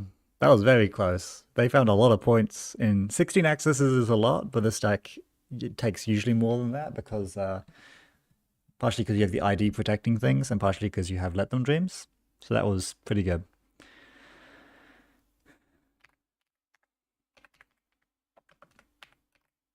So this deck just installs enough stuff to win, maybe. Maybe? Abyssay is a crazy include. Is there really no way to get the influence for Unity or even Buzzsaw Tungsten? You can do Buzzsaw Tungsten for cheap. I mean, we put all the agendas in R&D and they ran R&D. Yeah.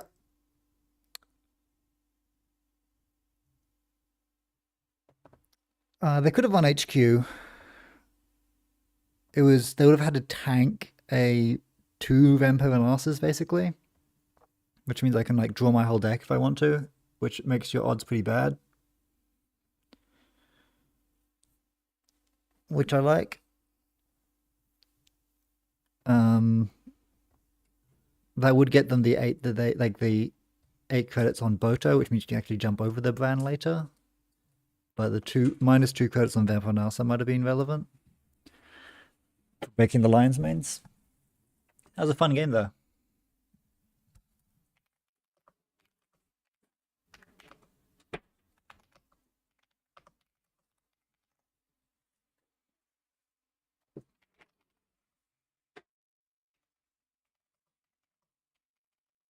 I mean, really, the thing that would have made it way easier is drawing either of my 2 Anoetic Voids.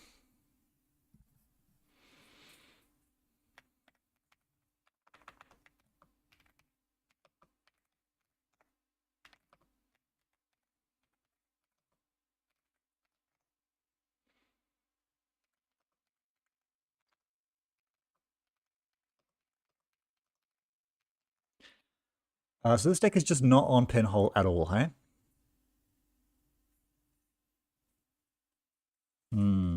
Suspect. Not playing Tungsten Tailor in Topan. Yeah, it seems like if you're playing Topan, a big part of it will be that you can run Daily Cast, Tungsten, Buzzsaw. Lesson learned is play 3 Anoetic Voids. I don't want to play 3 Anoetic Voids. It's so easy to get 1 Anoetic Void back as long as you draw one. And they're just so easily trashable.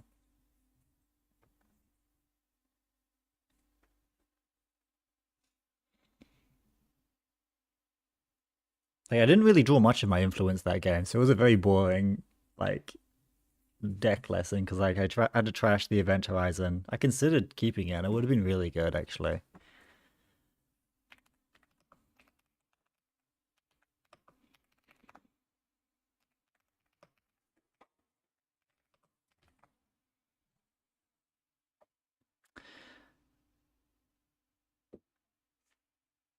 You're not even on Lotus Haze. You're opening yourself up to Pinhole Anoetic. Well, it didn't happen.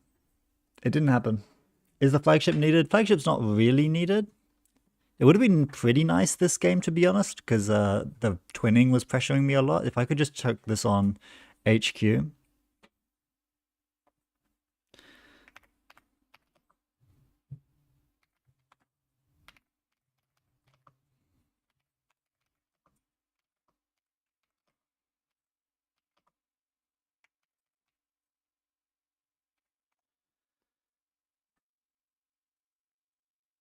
It's not my fault. Our opponent's playing 3 T400 memory diamond.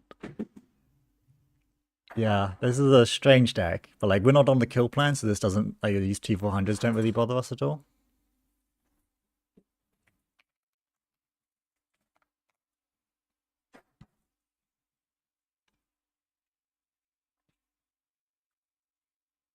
We probably should be on Cloud Eater. We can definitely afford it. The 2 tags are not great, but like maybe it's just good enough.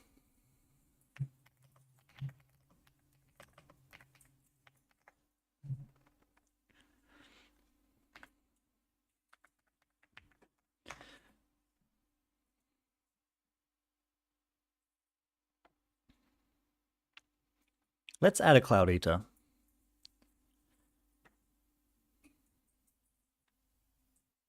I just saw out of my corner they've got Seamless Message, 2 Papio.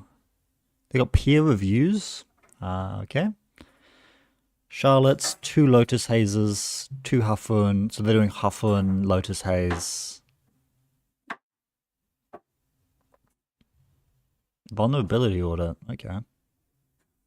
I don't know. I don't think you really need it. If you've already got send a message, you don't know if you need this. You got microwebs. Ezam. Okay, I don't really like Ezam at all. I think Ezam's terrible. Like, I rated it quite lowly because I was pretty sure it was bad, and I haven't even played with it. I've just like grown more confident in the idea that it's bad.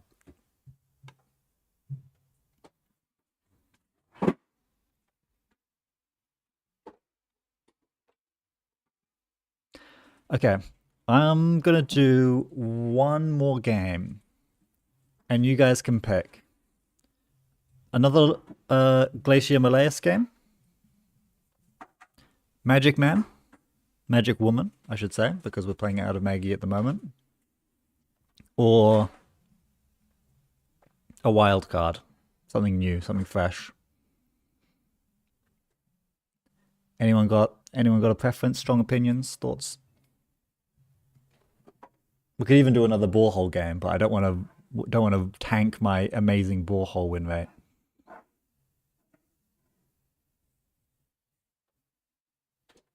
Bottomless pit 2.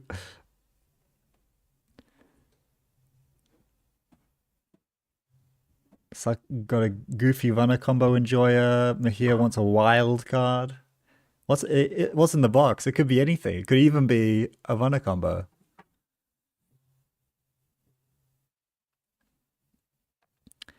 Like I Magic Man is such a funny deck, and I've got such a crazy version of it cooking up. It's obviously going to be worth its own video, but I suppose I should reward my viewers by letting them preview new Magic Man. So check this out.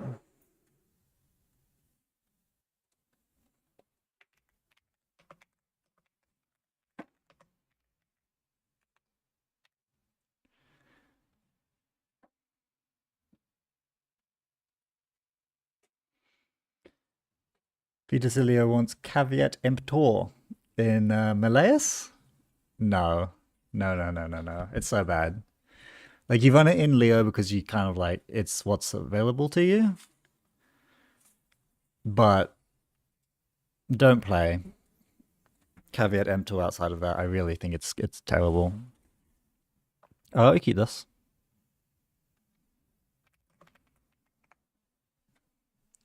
This is probably a good matchup, unless they're on like a lot of hammers, in which case we might need to hush them.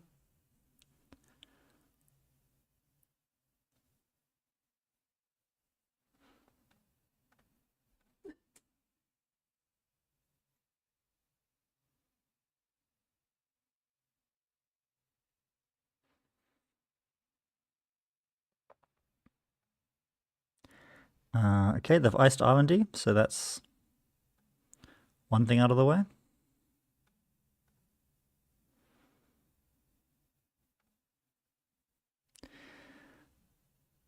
I would play peer review before. I would agree. I play peer review before caveat emptor.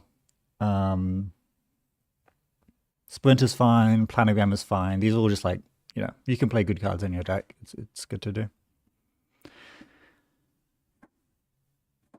Caveat emptor is, neither side of it is good, especially in Jinteki. Do I care about this remote server? Not really.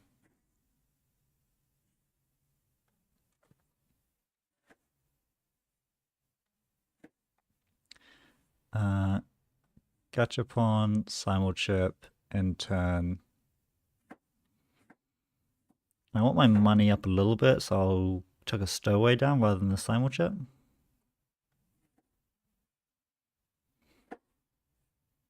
We're going fast. We're drawing a lot of draw. I just need to find a creative commission now.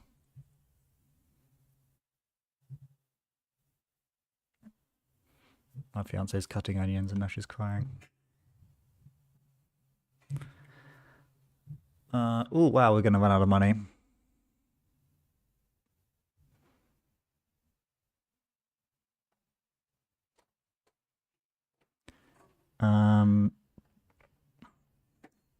And I guess we chuck a chromatophores. They'll probably just have to trash this ice on R&D, and that's fine if they do. They're also giving us bad pubs, so we probably won't need stowaway to do whatever we're planning on doing.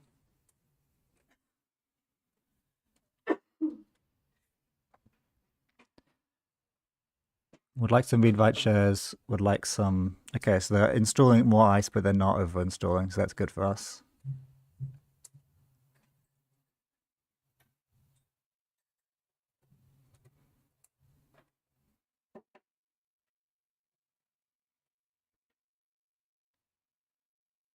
We need MU.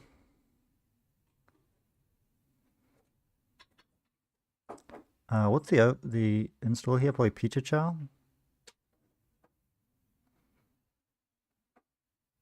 Maybe it should have been a Hush, actually. I'm not sure. Because they might just like over-install both of these and trash all four of my things, and that's a real pain if they do that. I guess it's only a little bit of a pain, because I only really need one of these chromatophores, one of the Peter Chows, but I've already been to Conduit. I've only got so many Simulchips in the deck. Everything bugs out when you put too many Trojans on something, so, you know, you'll just have to remember where I put them. Nothing works with Trojans.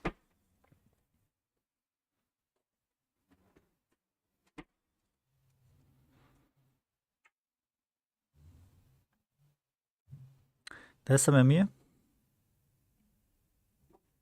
I think I just need more credits, because I need to install another MU card before I can really get going here. I'm pretty close to doing the combo, but...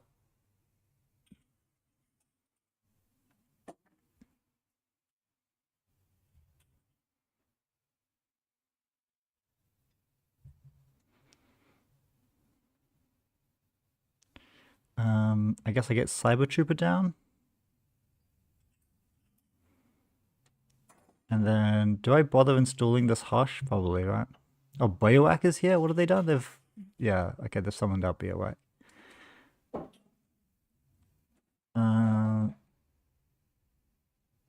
I'll check a Pucha Chow on the Biowack. They'll probably be very reluctant to over-install a Biowack, so I'm fine with doing that.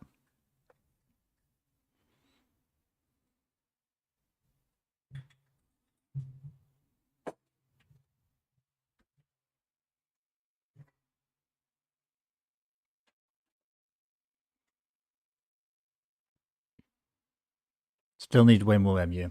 I need to get to like 6 or 7, maybe 7 or 8 MU. Seem like they're scoring out pretty slow, so because I'm not letting them raise their ice, they're probably on VEG cap, they're only on 3 bad pub. So their VEG caps are 3-2s at the moment, which is tough.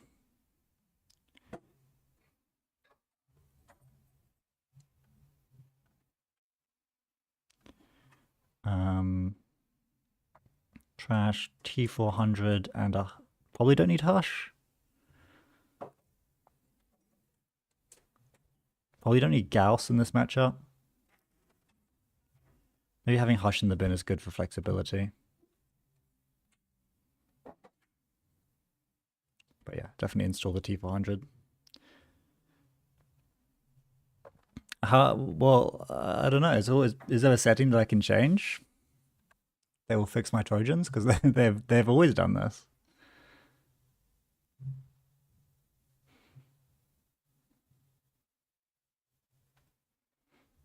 I do have In the Groove now, so I might just have the combo, to be honest with you.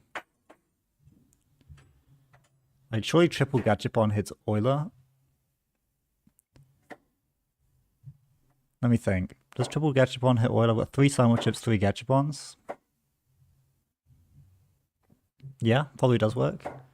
I've got 2 Chromatophores installed. I don't have a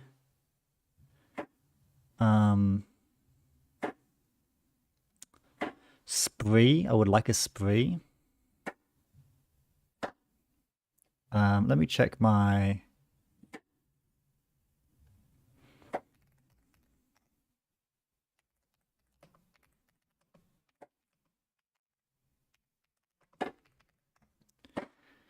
I'm going to check my deck list to see how many Chromatophores I'm on at the moment, because I forgot.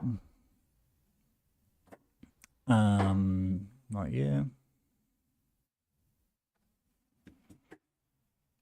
Oh, I probably don't have enough memory to start the combo just yet. I'm on 2 Chromatophores. That might be a low number.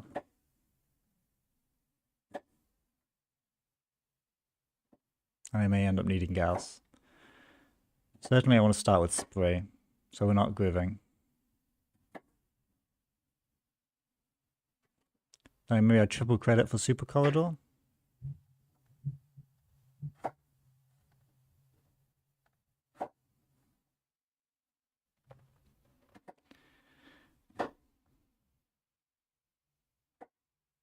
I can check the deck list in the deck builder tab, that's true. Okay, they're big dealing, so they have less money now. Neato. So we've got Chromatophores over here. We still don't have Spray, but I can find Spray. So let's just get going, I think. In the Groove, I'm going to Gachapon. I've missed everything. What? I guess I drew all my installables. Where's Euler? Okay, I guess I can get rid of some stuff. So I can get rid of a Sure Gamble, and In the Groove, and a Creative Commission. Try again. I'll install Read Write Share. That's fine. It can host Ashen and install. I can shuffle back Illumination, Sure Gamble,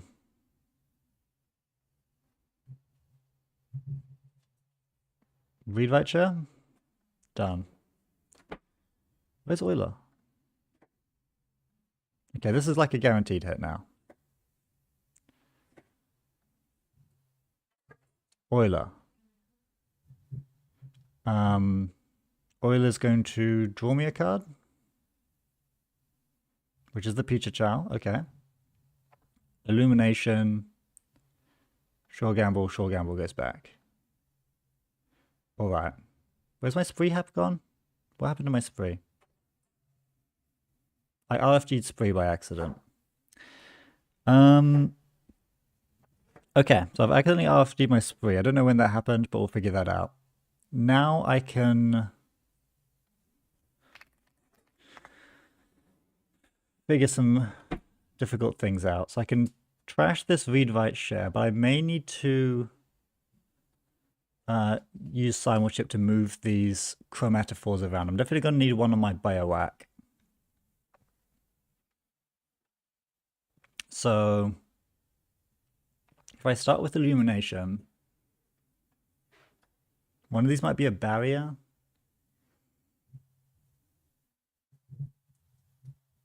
How much bad pub do I have? Loads.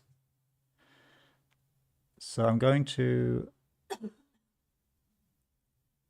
simulchip you to grab you, put you over here, which is going to, I guess we can gain some credits.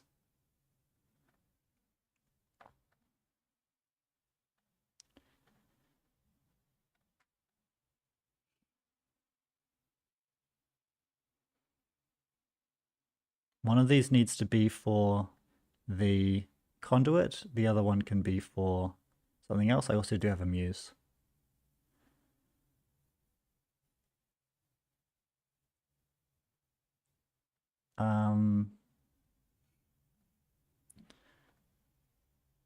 Event horizon.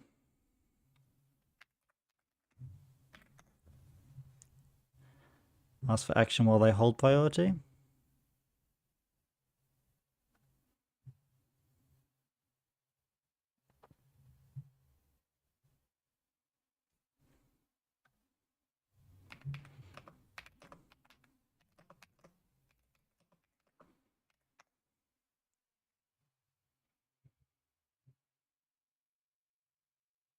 Now I can pay through event horizon technically.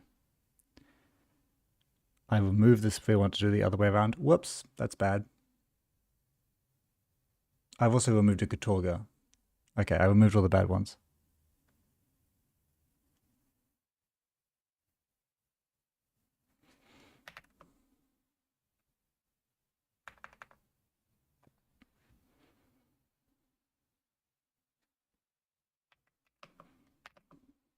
Okay, so they do insta remove it. That's fine. I can still, it's actually good because that means I don't need to do anything about it. I can just illuminate.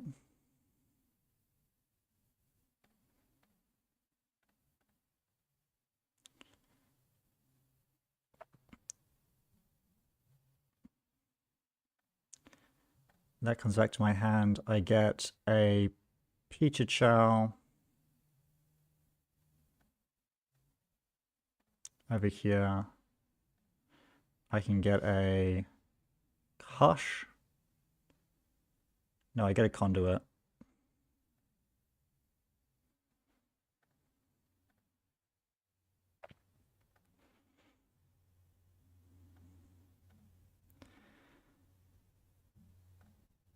And then I can do 1, 2.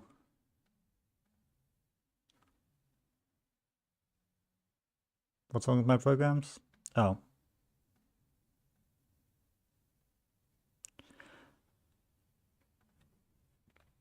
So there's a bug where I can't, I need to pop my raid voucher.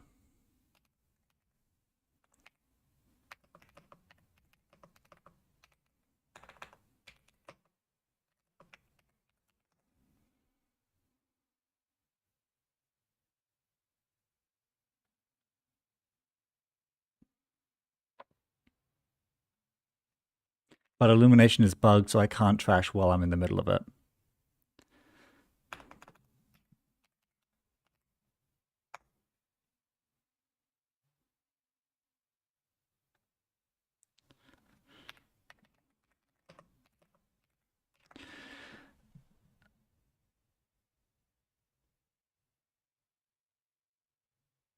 No, yeah, just clicking it and clicking done does not work.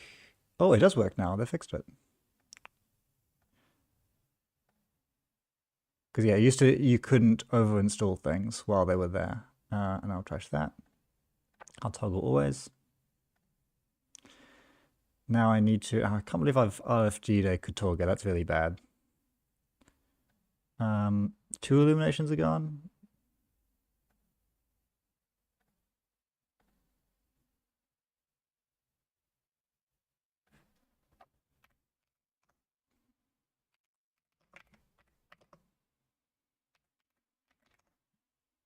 Okay, I'm gonna get the concede. Now that was not guaranteed to work at all.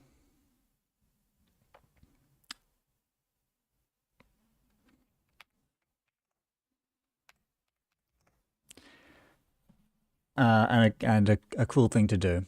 But that was turn 9. I could probably have done it quicker than that, but I didn't really need to. Yeah, pretty fast. Did I have the full combo there?